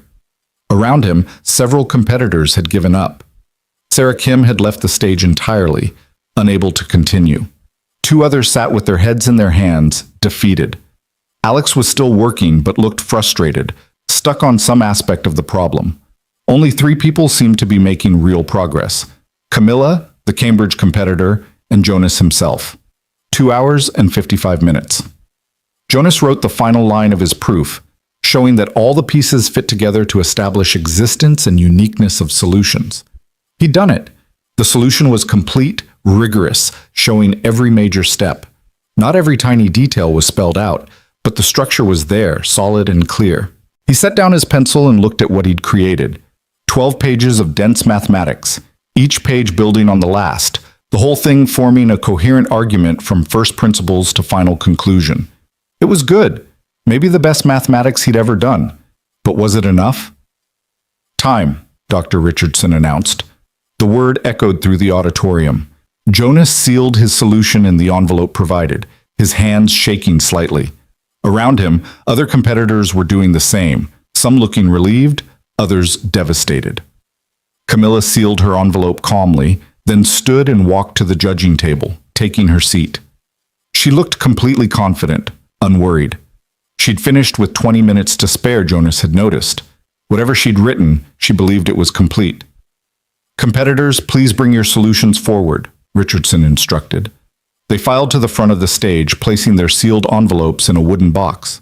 As Jonas dropped his in, he caught Dr. March's eye.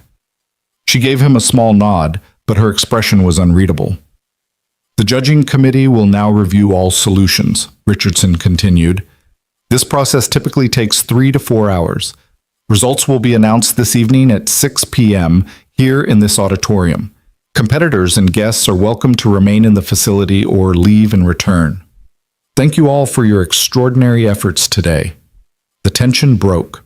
Spectators began talking, moving, heading for exits. Competitors left the stage in small groups, some hugging each other, others walking alone with their thoughts. Jonas found a quiet corner in the lobby and collapsed onto a bench. His mind felt simultaneously electric and exhausted, still running through the proof, checking steps, wondering if he'd made any errors. Alex found him there 20 minutes later. Dude, that was insane. Did you finish? I think so. You? Not even close. I got stuck on the boundary conditions and couldn't figure out how to handle the coupling. I just wrote down what I could and hoped for partial credit. Alex sat down heavily beside him. Camilla looked like she finished easy. And that Cambridge guy, James something, he was writing confidently the whole time. Dr. March always said mathematics isn't a race. Yeah, but it kind of is when there's a time limit. Alex ran his hands through his hair. Man, I need food, and probably a stiff drink. Want to grab lunch while we wait for the verdict? Jonas declined, too nervous to eat. He spent the afternoon in the preparation room alone with his thoughts and his phone. He texted Lily, just finished, waiting for results, and got back an immediate response. A dozen heart emojis and a photo of her cheer squad arranged in a victory formation. Maria texted, "Whatever happens, you did something incredible. Lily talks about you like you're a superhero, Doctor." March sent a single message. "Trust your work. You solved it your way, with insight and creativity. That counts for something." Nothing from Camilla. Jonas hadn't expected anything. At 4 p.m., Jonas returned to the auditorium. It was filling up again, spectators and media returning for the announcement. The tension in the air was palpable. This was it, the moment that would determine everything. The 10 finalists were directed to a reserved section near the front. Jonas sat between Alex and a quiet competitor from Stanford who'd barely spoken all week. On stage, the judging table was set up with microphones and a podium. The 3 enormous screens displayed the Euler Challenge logo, waiting. At 5:45, the judges filed onto stage. Dr. Richardson, Dr. March, Camilla, and 2 other judges Jonas didn't know well. They took their seats, arranging papers and conferring in low voices.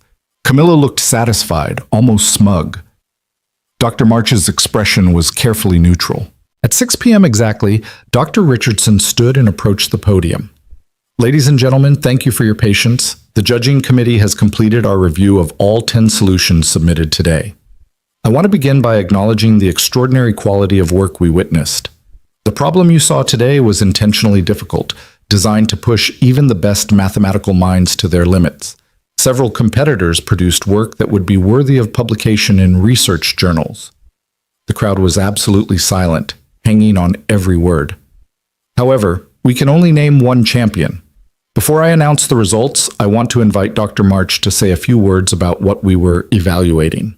Dr. March stood, moving to the podium with her characteristic grace. Thank you, James. Today's problem required synthesis of techniques from multiple fields: differential geometry, functional analysis, PDE theory. We were looking for solutions that not only reached the correct answer, but demonstrated deep understanding of why the mathematics works the way it does. She paused, and Jonas felt his heart hammering. We received 3 substantially complete solutions. These 3 competitors showed genuine mathematical maturity, creative insight, and rigorous reasoning. I want to acknowledge them specifically. She looked down at her notes. Dr. Camilla Hartwell from Hawthorne Ridge University produced a masterful solution using modern functional analysis techniques. Her work was complete, rigorous, and exemplary. Applause rippled through the auditorium. Camilla nodded graciously. James Wellington from Cambridge University provided an equally strong solution using geometric analysis methods. His approach was sophisticated and carefully executed. More applause. James stood briefly to acknowledge it. And finally, Jonas Mercer produced a solution that I can only describe as remarkable. Dr. March's voice took on a different quality, something like wonder. Mr. Mercer identified a hidden symmetry in the problem that no one else saw.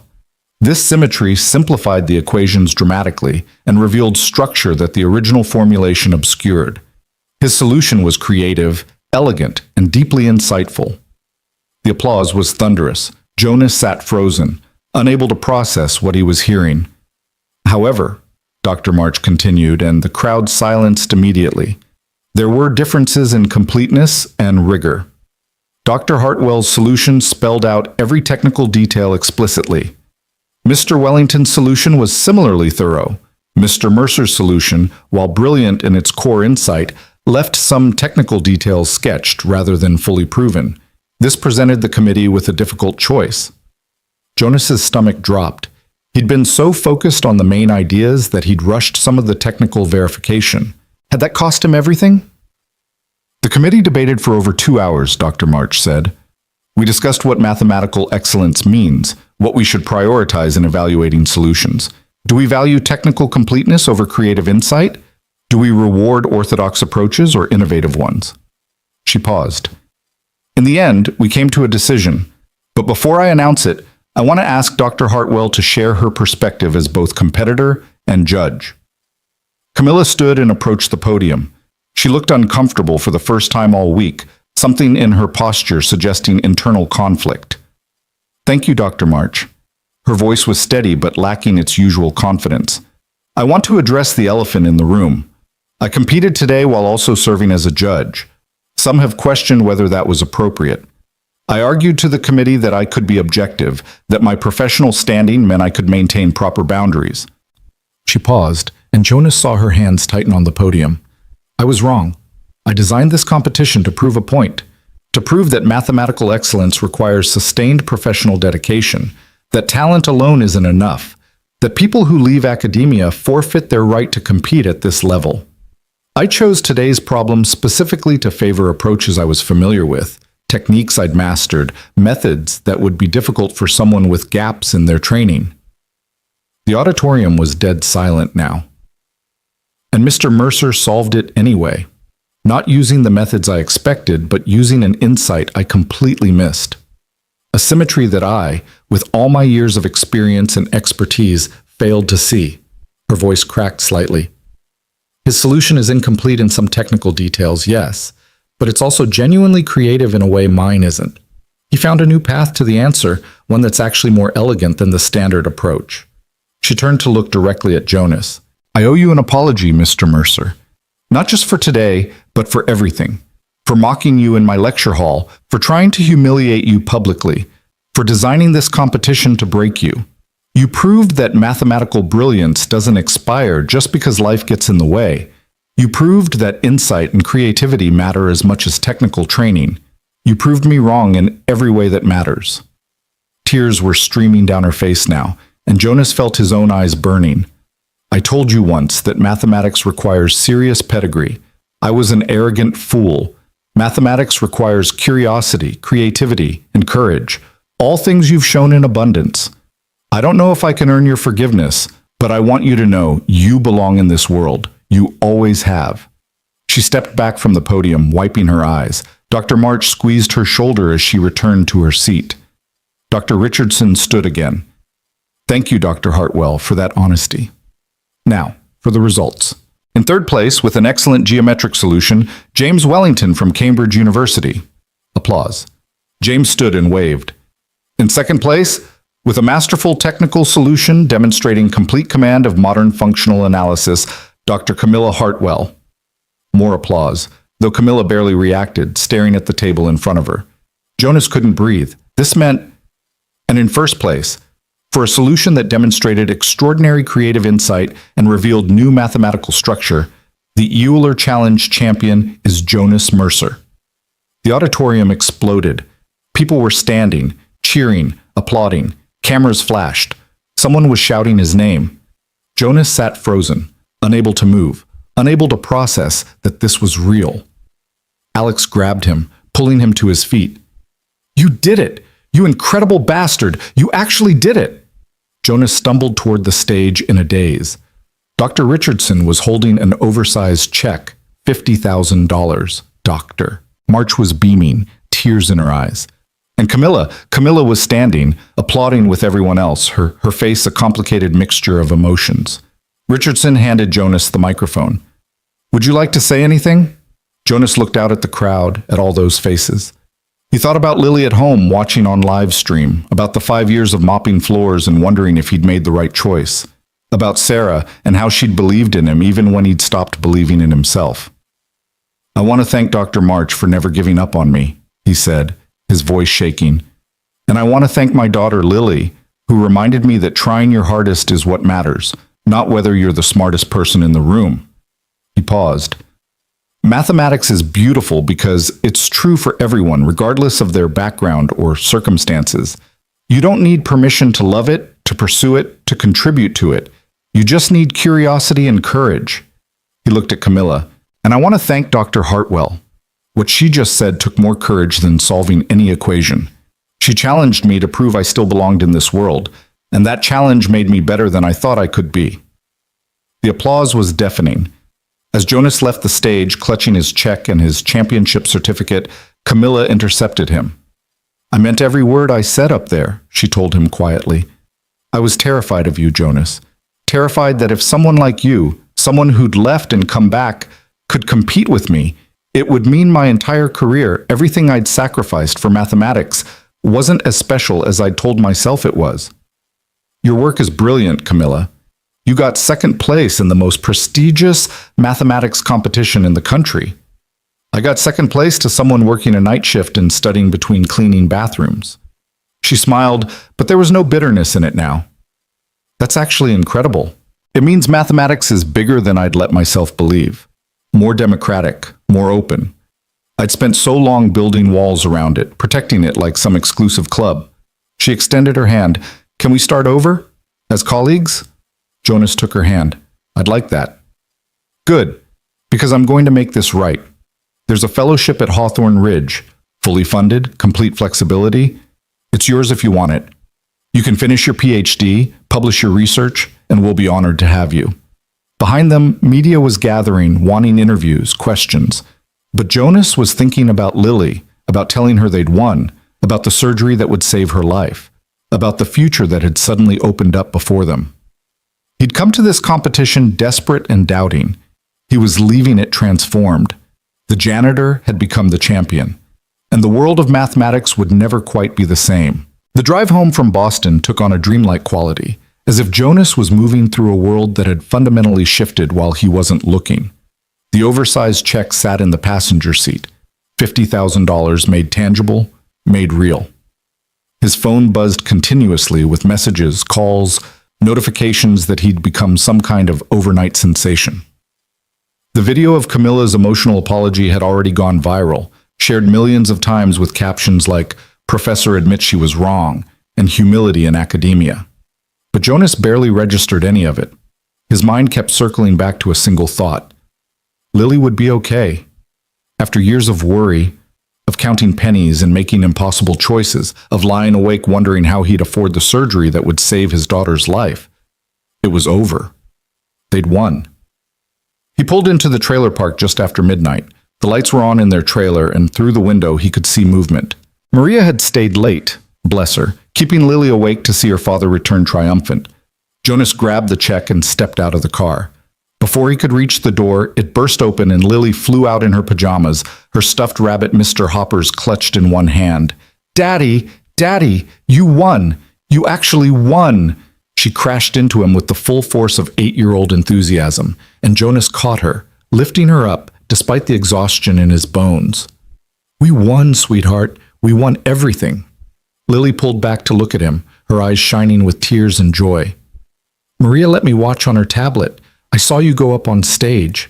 I saw that lady say she was sorry. I saw them give you the big check." She touched his face gently, as if confirming he was real. "You looked so happy, Daddy." "I was. I am." Jonas carried her inside, where Maria waited with her own tears streaming down her weathered face. "Oh, Jonas," Maria whispered, pulling him into a hug once he'd set Lily down. I always knew you were special. That little girl's been telling everyone who'd listened that her daddy was going to win, and she was right." They sat together in the tiny kitchen, the same table where Jonas had studied until dawn, the same chairs that had witnessed 5 years of struggle and sacrifice. Maria made coffee despite the late hour, and Lily insisted on arranging her entire cheer squad around the championship certificate that Jonas had carefully placed on the table. "Tell me everything," Lily demanded, settling into Jonas's lap. "Tell me about the problem. Was it super hard? Did that mean lady try to make you lose?" Jonas found himself laughing, the tension of the past week finally releasing. "It was the hardest problem I've ever solved. And yes, Dr. Hartwell made it very difficult. But you know what I realized, Lily? Sometimes the hardest problems teach us the most important things." "Like what?" "Like how people can change. Like how being wrong doesn't mean you're a bad person. It means you're brave enough to admit you made a mistake and try to do better." He smoothed her hair back from her forehead. Dr. Hartwell apologized in front of hundreds of people. That took more courage than solving any equation. Lily considered this seriously.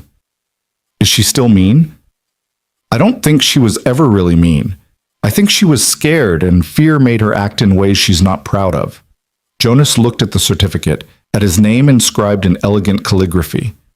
Sometimes the smartest people are the most scared because they think their intelligence is all they have. They forget about kindness and growth and the courage to be wrong. Maria refilled his coffee, her eyes still misty. "What happens now? With the money? With your career?" "First thing tomorrow, I'm calling the hospital to schedule Lily's surgery. No more waiting, no more worrying about payment plans. It's happening." Jonas felt the weight of years lifting from his shoulders. "Then I need to figure out what comes next. Dr. March wants me to come back to Columbia to finish my PhD. Camilla offered me a fellowship at Hawthorne Ridge. MIT, Princeton, Stanford, they've all reached out." "That's wonderful." Maria clasped her hands together. "You have choices again." "We have choices," Jonas corrected, squeezing Lily. "Every decision I make, we make together. That's not changing." Lily yawned hugely, her excitement finally giving way to exhaustion. Jonas carried her to bed, tucking her in among her cheer squad of stuffed animals. As he turned to leave, she caught his hand. "Daddy, I'm not scared about the surgery anymore." "No?" "No. Because if you can win against all those smart people, if you can solve impossible math problems, then the doctors can definitely fix my heart." She smiled sleepily. "We're both brave now." Jonas kissed her forehead, his throat tight with emotion. "We've always been brave, sweetheart. We just didn't always know it." He returned to the kitchen to find Maria preparing to leave. She hugged him tightly at the door. Sarah would be so proud of you, Jonas. She always said you could do anything you set your mind to.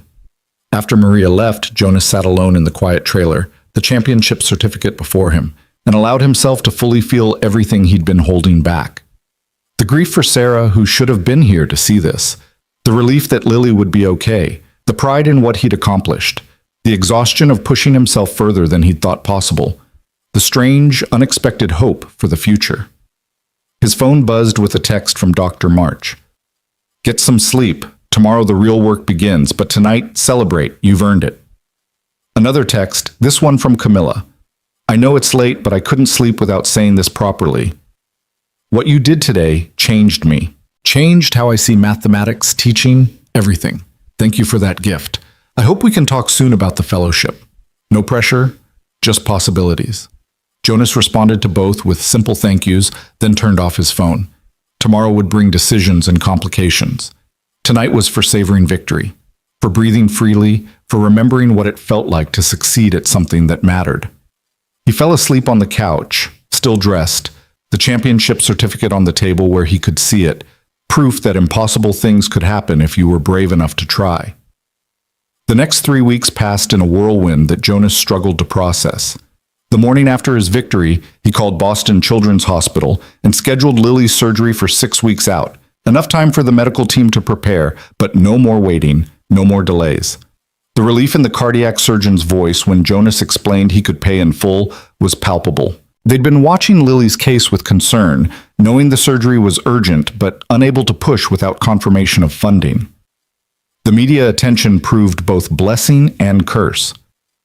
Jonas's story resonated with people who'd felt overlooked, underestimated, pushed aside by circumstances beyond their control.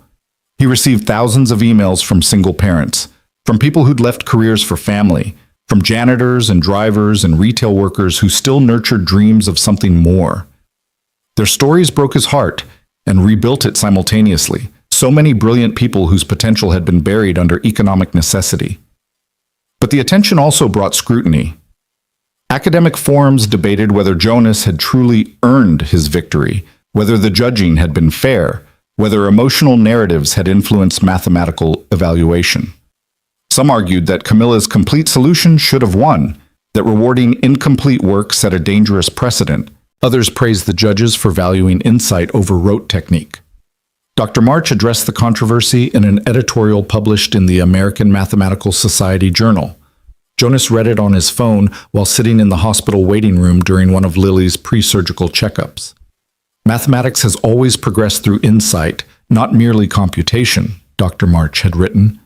Euler, Ramanujan, Grothendieck, history's greatest mathematicians saw structure that others missed, found elegant paths that made complex problems simple.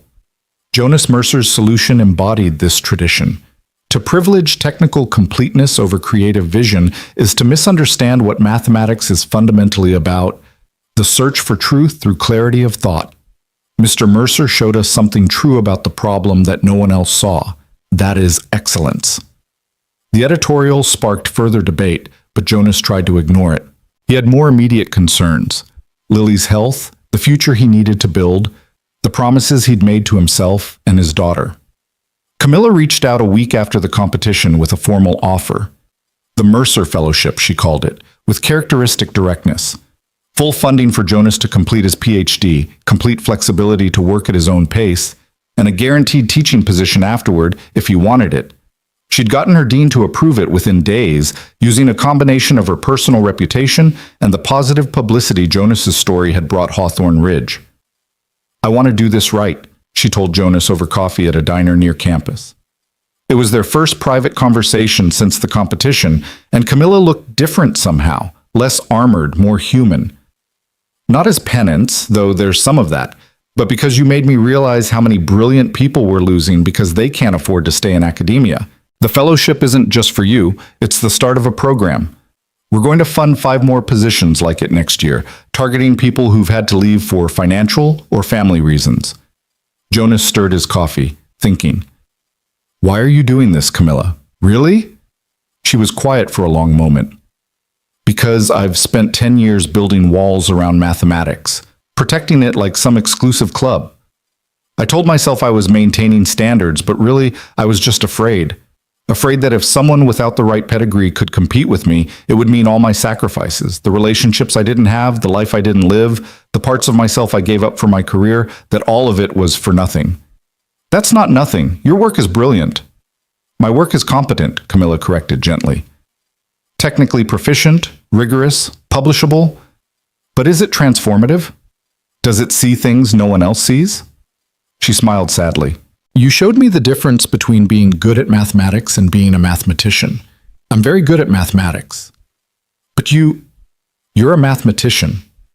You think like Euler thought, like Ramanujan thought, and I spent weeks trying to crush that because it threatened me. You apologized. Publicly, in the most difficult way possible.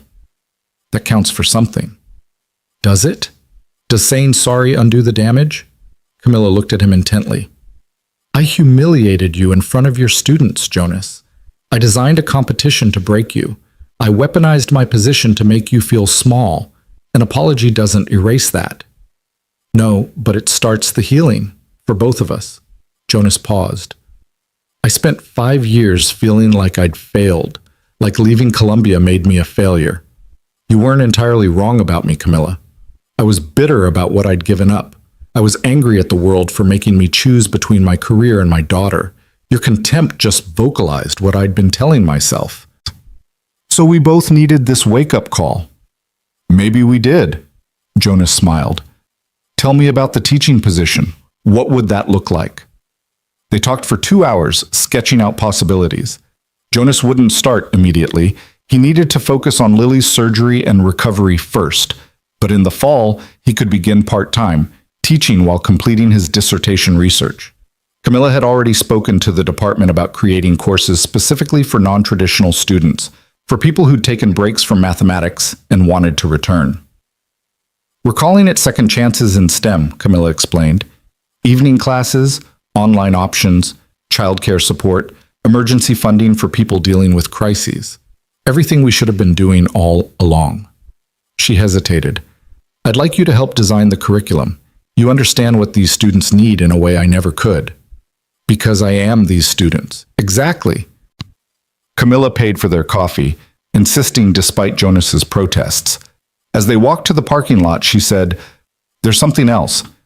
The university wants to name the new mathematics building after you, the Mercer Center for Mathematical Excellence. They're calling you an inspiration, a symbol of accessible education. Jonas stopped walking. They want to name a building after the janitor who cleaned it? They want to name a building after the mathematician who proved that brilliance transcends circumstances. Camilla smiled. Though personally, I think we should include a plaque about the time you corrected my board work. Keep me humble. Despite everything, Jonas laughed. I don't think you need help with humility anymore. Don't be so sure. I'm an academic. We're capable of profound arrogance even after being thoroughly humbled. She turned serious again. Jonas, I can't undo what I did.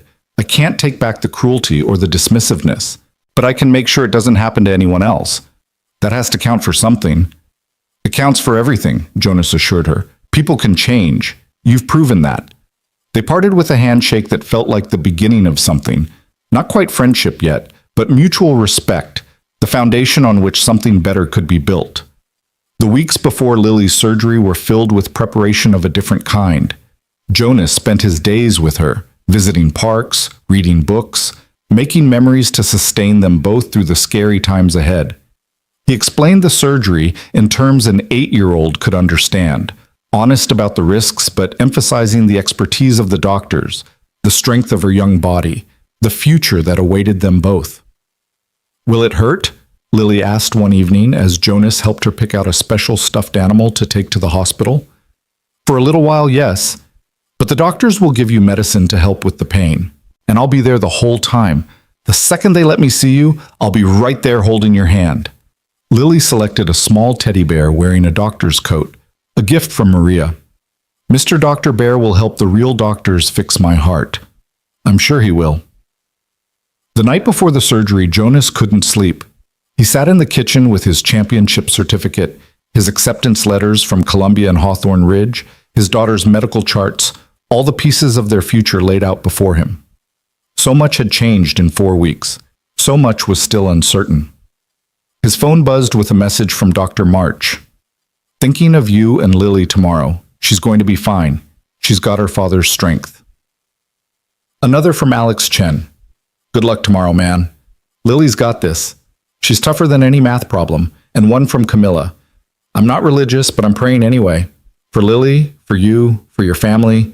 You've both already won the hardest battle. You've stayed together, stayed loving, stayed brave. The surgery is just a technicality. See you on the other side. Jonas read the messages through blurring eyes. When had his life become full of people who cared, who supported him, who saw his worth? 5 weeks ago, he'd been invisible, working nights, struggling alone. Now he had a community, a future, hope. The surgery took place on a Tuesday morning in October. Jonas held Lily until the anesthesiologist took her, whispering promises and love into her ear. Then he was alone in the waiting room with Maria, counting minutes that felt like hours. The cardiac surgeon had explained the procedure in detail. They'd repair the damaged valve, strengthen the chamber walls, ensure proper blood flow. It was complex but routine, he'd assured them. Lily was young, healthy otherwise, an ideal candidate. 95% success rate. Jonas clung to that number through 6 hours of waiting, through the first update saying they'd begun, through the second saying the repair was progressing well, through the endless silence that followed. Finally, the surgeon emerged still in his scrubs, his face tired but smiling. Mr. Mercer? Lily did beautifully. The repair was successful. Her heart is already showing improved function. She's going to be fine. Jonas felt his knees weaken, and Maria caught him, both of them crying and laughing simultaneously. Can I see her? She's in recovery. Give us 30 minutes to get her settled in ICU, then you can sit with her. Those 30 minutes crawled by. Jonas paced the waiting room, called Dr. March to share the news, texted his growing circle of supporters. When they finally let him into the ICU, he approached Lily's bed with a reverence usually reserved for sacred spaces. She looked so small, surrounded by machines and monitors, tubes and wires connecting her to equipment that beeped and hummed. But her chest rose and fell steadily, and when Jonas took her hand, her eyes fluttered open. Daddy? I'm here, sweetheart. I'm right here. Did they fix it? Did Mr. Dr. Bear help? Jonas looked at the stuffed bear tucked beside her on the bed, its doctor's coat askew. They fixed it perfectly. Your heart is going to be strong now, stronger than ever. Lily smiled drowsily, the painkillers making her eyes heavy. We won again, didn't we? Yeah, baby, we won everything. She slept, and Jonas sat beside her through the night, watching the monitors that showed her heart beating steadily, strongly, the way it was supposed to. This, he thought, was the real victory.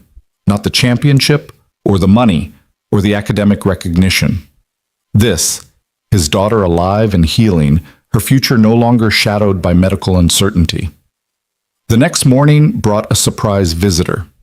Jonas looked up from Lily's bedside to find Camilla standing in the doorway, holding a large stuffed rabbit. I hope this is okay, she said quietly. I wanted to. I needed to see that she was all right. Come in, Jonas said, too tired and grateful to question it. Camilla approached the bed carefully, looking at Lily with an expression Jonas couldn't quite read. She's beautiful, Jonas. She looks like she has your stubborn chin. That's what everyone says. Jonas gestured to the chair beside him. Thank you for coming. You didn't have to. I did, actually. Camilla sat, setting the rabbit on the bedside table. I needed to see what you were fighting for, to understand what you gave up for her, what you were willing to sacrifice. She paused. I never had children, never let myself want them, told myself my career was enough. Looking at her now, I think I might have been lying to myself about that too. It's not too late, Camilla. You're 34. Maybe not, but watching you with her, seeing the love you have, I don't know if I could be that selfless. I don't know if I could put another person ahead of my work. She smiled sadly. That's something you taught me too, that there are things more important than being the smartest person in the room. They sat together in companionable silence, watching Lily sleep. Finally, Camilla stood to leave. The fellowship is waiting whenever you're ready. No pressure, No timeline. Your daughter comes first, but when you're able, we'd be honored to have you at Hawthorne Ridge. I'll be there, Jonas promised. In the spring, maybe, once Lily's recovered and stable. Perfect. That gives us time to set up the program properly, to create the support systems these students will need. Camilla touched his shoulder briefly. You're going to be an incredible teacher, Jonas. You understand what it means to struggle, to sacrifice, to keep loving mathematics even when life pulls you away.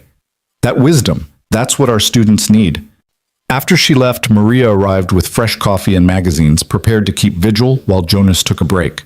But Jonas couldn't leave, couldn't tear himself away from his daughter's side. He stayed through the day as Lily gradually became more alert, through her first solid food, through the physical therapist's visit, through every small victory that marked her recovery. 3 days later, they moved her out of ICU to a regular room. A week after that, she was home, instructions for recovery care in hand, follow-up appointments scheduled. The cardiac surgeon called her recovery textbook perfect, and Jonas allowed himself to finally, fully believe it was over. The crisis that had defined their lives for years was finished. Lily would be okay. The money from the championship went exactly where it needed to go. Surgery costs, medications, establishing an emergency fund for Lily's ongoing cardiac care. What remained, Jonas set aside for her education. For the future she'd now have the chance to build. And slowly, carefully, Jonas began building his own future. He accepted Camilla's fellowship offer and deferred enrollment until the spring semester. He reconnected with colleagues from Columbia, reestablished himself in the mathematical community. He gave interviews about accessible education, about second chances, about the hidden brilliance in people society had written off. The Mercer Fellowship Program launched with 5 additional slots for the following year, each one funded by a combination of university money and private donations. Applications poured in from across the country, single parents, career changers, people who'd left academia for financial reasons and wanted to return.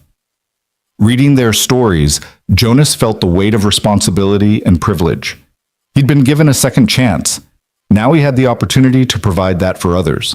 In January, 3 months after his championship victory, Jonas attended the dedication ceremony for the new mathematics building at Hawthorne Ridge. The Mercer Center for Mathematical Excellence stood at the heart of campus, a modern glass and steel structure designed to be welcoming rather than intimidating. Floor-to-ceiling windows let natural light flood the interior. Study spaces were designed for collaboration. A childcare center occupied the ground floor, free for all mathematics students. Lily stood beside Jonas as the dean unveiled the plaque bearing his name. She wore a new dress Maria had bought specially for the occasion, and her color was good, her energy returning. The scar on her chest was healing well, already beginning to fade. "Look, Daddy," she whispered, pointing at the plaque. "That's your name. You're famous." "We're both famous now," Jonas whispered back. "This building is for kids like you, kids whose parents need support to keep studying, to keep growing. You inspired this as much as I did." The ceremony was attended by hundreds, students, faculty, media, and a surprising number of people who'd reached out to Jonas after his story went viral. People who'd been janitors and cashiers and factory workers while nursing dreams of education. People who'd thought their chance had passed, who'd believed society's message that they'd made their choices and had to live with them forever. Dr. March spoke at the dedication, her voice carrying across the crowd. Jonas Mercer reminded us that brilliance exists everywhere, not just in our universities and research institutions. It exists in people working night shifts to support their families. It exists in parents sacrificing everything for their children. It exists in places we've been trained not to look. This building stands as our commitment to see that brilliance, to nurture it, to give it the support it deserves. When it was Jonas's turn to speak, he stood at the podium with Lily beside him, looking out at faces that represented possibility, second chances, hope. 5 months ago, I was mopping floors in a lecture hall, believing I'd left mathematics behind forever. I thought I'd made my choice, family over career, and that choice was final. He paused, squeezing Lily's hand. But I learned something important. Life doesn't have to be about choosing between the things you love. Sometimes, with support and community and people who believe in you, you can have both. You can be a father and a mathematician. You can work nights and still contribute to human knowledge. You can start over at 32 and build something beautiful. He looked at Camilla, sitting in the front row. I also learned that people can change, can grow, can admit they were wrong, and become better. Dr. Hartwell challenged me in the harshest way possible, but that challenge made me stronger. Her willingness to apologize, to acknowledge her mistakes, to create this program that took more courage than solving any mathematical problem. She showed me that the real measure of a person isn't never making mistakes. It's what you do after you've made them. The applause was thunderous. Jonas saw Camilla wiping her eyes, saw Dr. March beaming, saw students who'd already enrolled in the Second Chances program standing and cheering. After the ceremony, as crowds mingled and cameras flashed, Evelyn Drake approached Jonas. He recognized her immediately, the billionaire philanthropist who'd been in the audience at the finals, who'd apparently been moved by his story. "Mr. Mercer, I wanted to speak with you." She extended her hand, her grip firm and confident. "I've been watching your journey with great interest. What you've accomplished, what Dr. Hartwell has created here, it's exactly the kind of initiative I want to support." "Ms. Drake, it's an honor." "The honor is mine. I want to fund the expansion of the Mercer Fellowship Program nationally.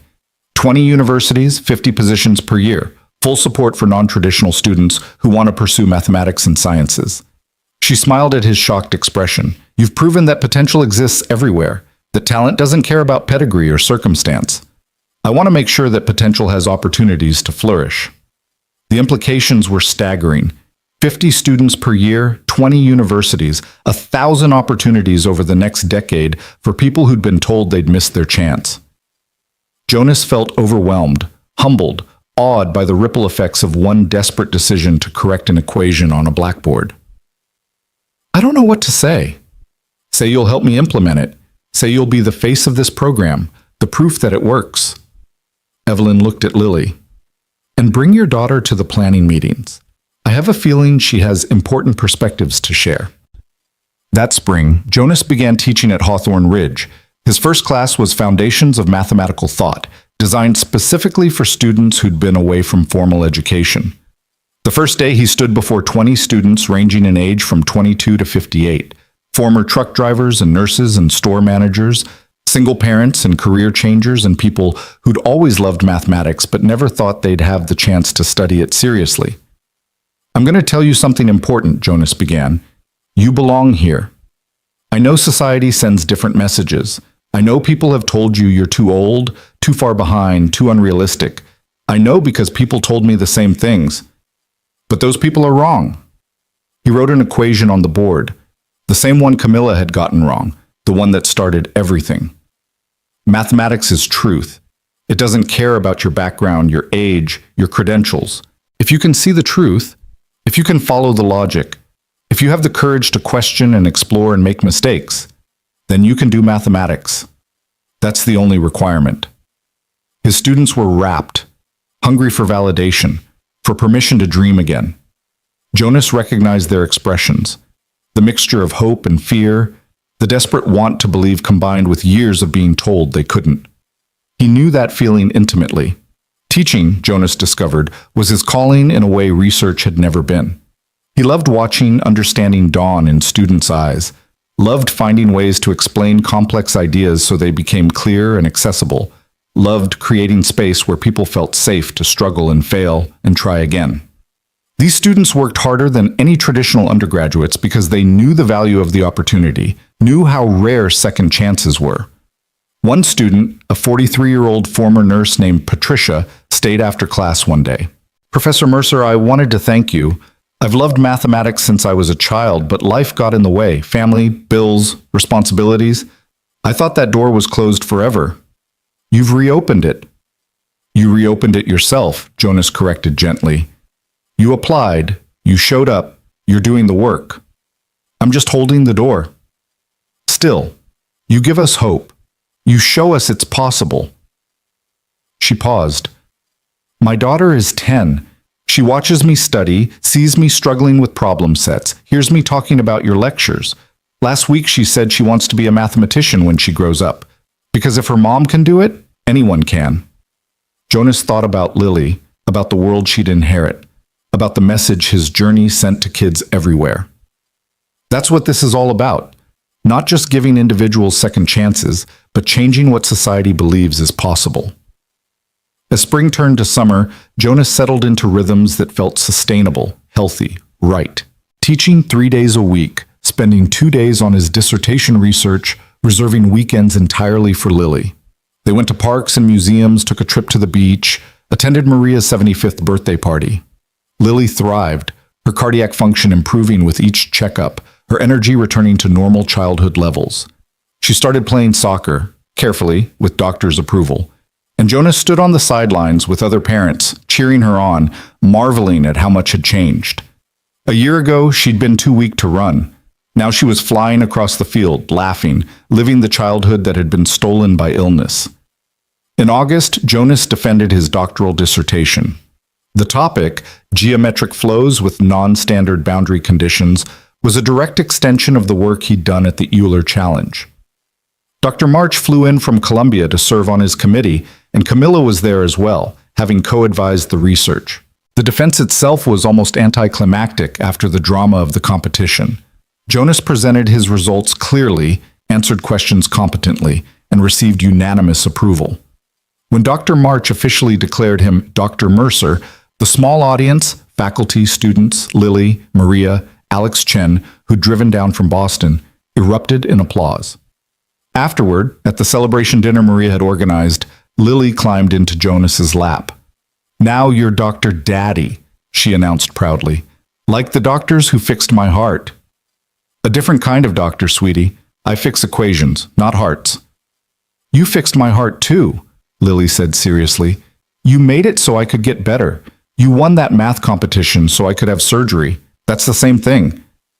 Jonas hugged her tightly, overwhelmed by the simple wisdom of children, by the truth she'd identified that he'd been too close to see. Yes, he'd won a mathematics competition, but the real victory was this: his daughter healthy and happy, both of them together, building a future neither had dared imagine a year ago. The following semester, Jonas accepted a tenure-track position at Hawthorne Ridge. The university created a joint appointment for him, half in the mathematics department teaching traditional courses, half directing the Second Chances program that had grown beyond anyone's initial vision. Students from across the country were applying, coming to Hawthorne Ridge specifically to study with the man who'd proven it was never too late. Jonas and Camilla developed an unexpected partnership, co-teaching seminars and designing curriculum together. The tension between them had transformed into mutual respect, even friendship. They pushed each other intellectually, challenged each other's assumptions, collaborated on research that neither could have done alone. One afternoon in October, a year after Jonas's championship victory, they sat in Camilla's office reviewing applications for the next year's Second Chances cohort. "This one," Camilla said, sliding a file across the desk. "Former construction worker, taught himself calculus using library books, wants to study structural engineering applications of differential equations. Sound familiar?" Jonas read the application, seeing his own story reflected in different details. "We're creating a movement, aren't we? Not just a program. We're changing who gets to do mathematics. That's more than a movement. It's a revolution." Camilla leaned back in her chair. "Do you ever think about that night? When you corrected my board work?" "All the time.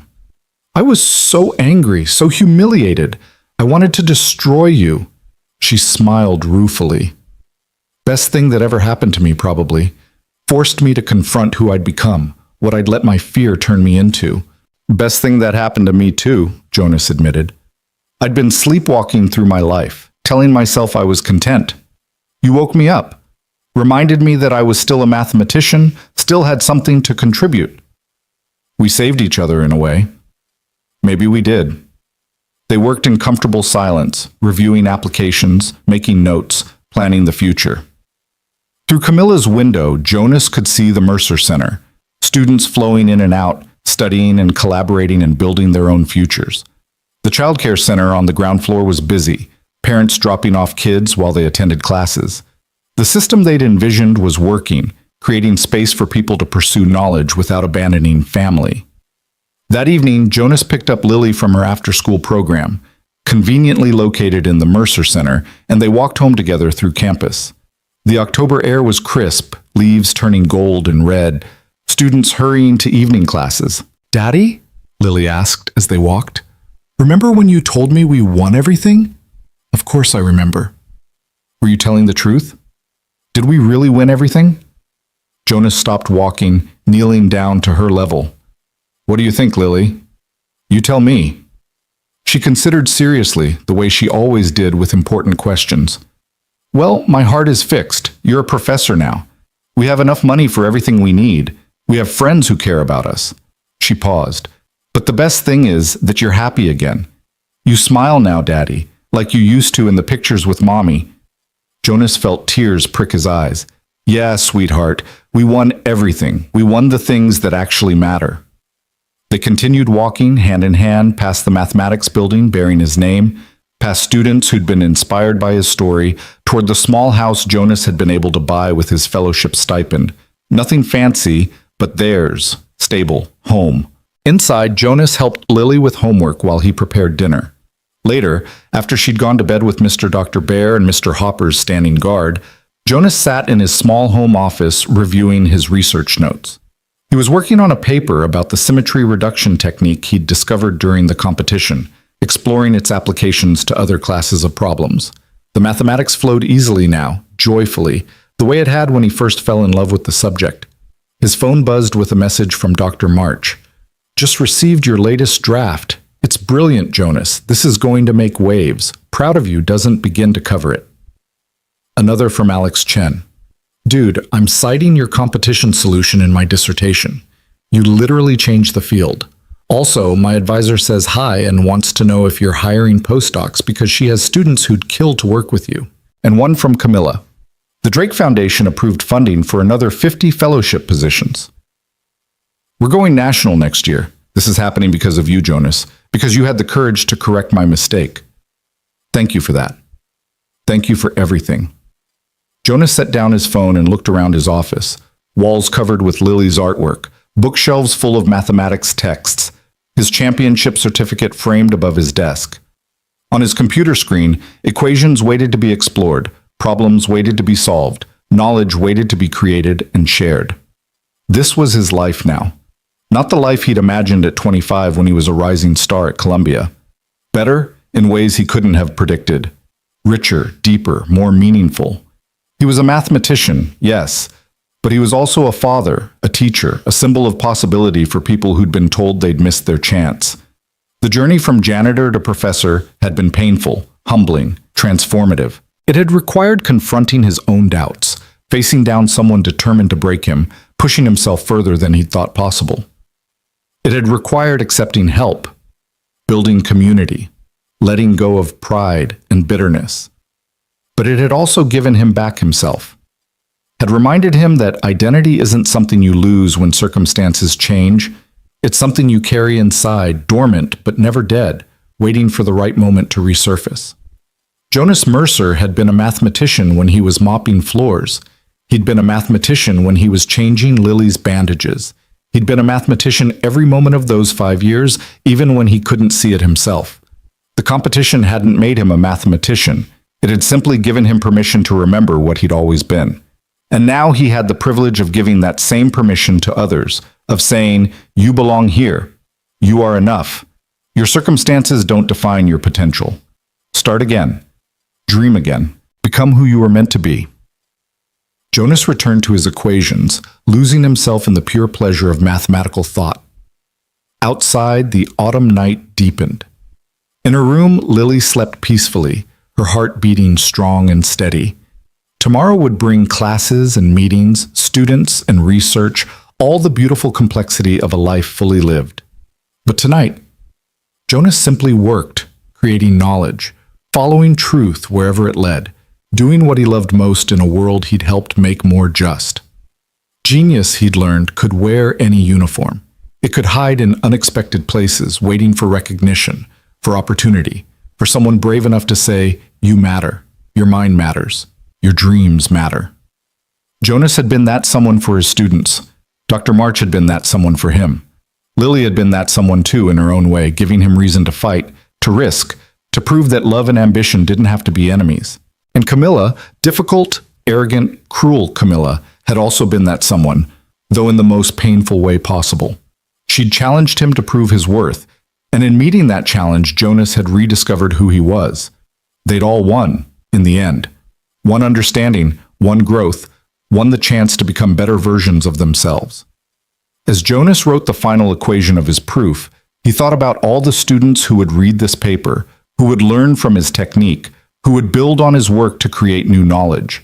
He thought about the students he'd teach tomorrow, about the lives he'd touch, about the future he and Camilla and Dr. March were building together.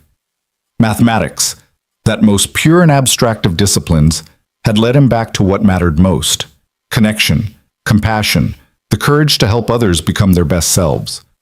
Jonas closed his notebook, turned off his desk lamp, and went to check on Lily one last time. She slept surrounded by her cheer squad, a small smile on her face, dreaming whatever dreams 8-year-olds dream. "We won, sweetheart," Jonas whispered, kissing her forehead. "We won everything that matters. And tomorrow, we get to wake up and win all over again." He left her door cracked open, light from the hallway spilling into her room, and went to bed himself. Tomorrow would bring new challenges, new opportunities, new chances to prove that second chances could change the world.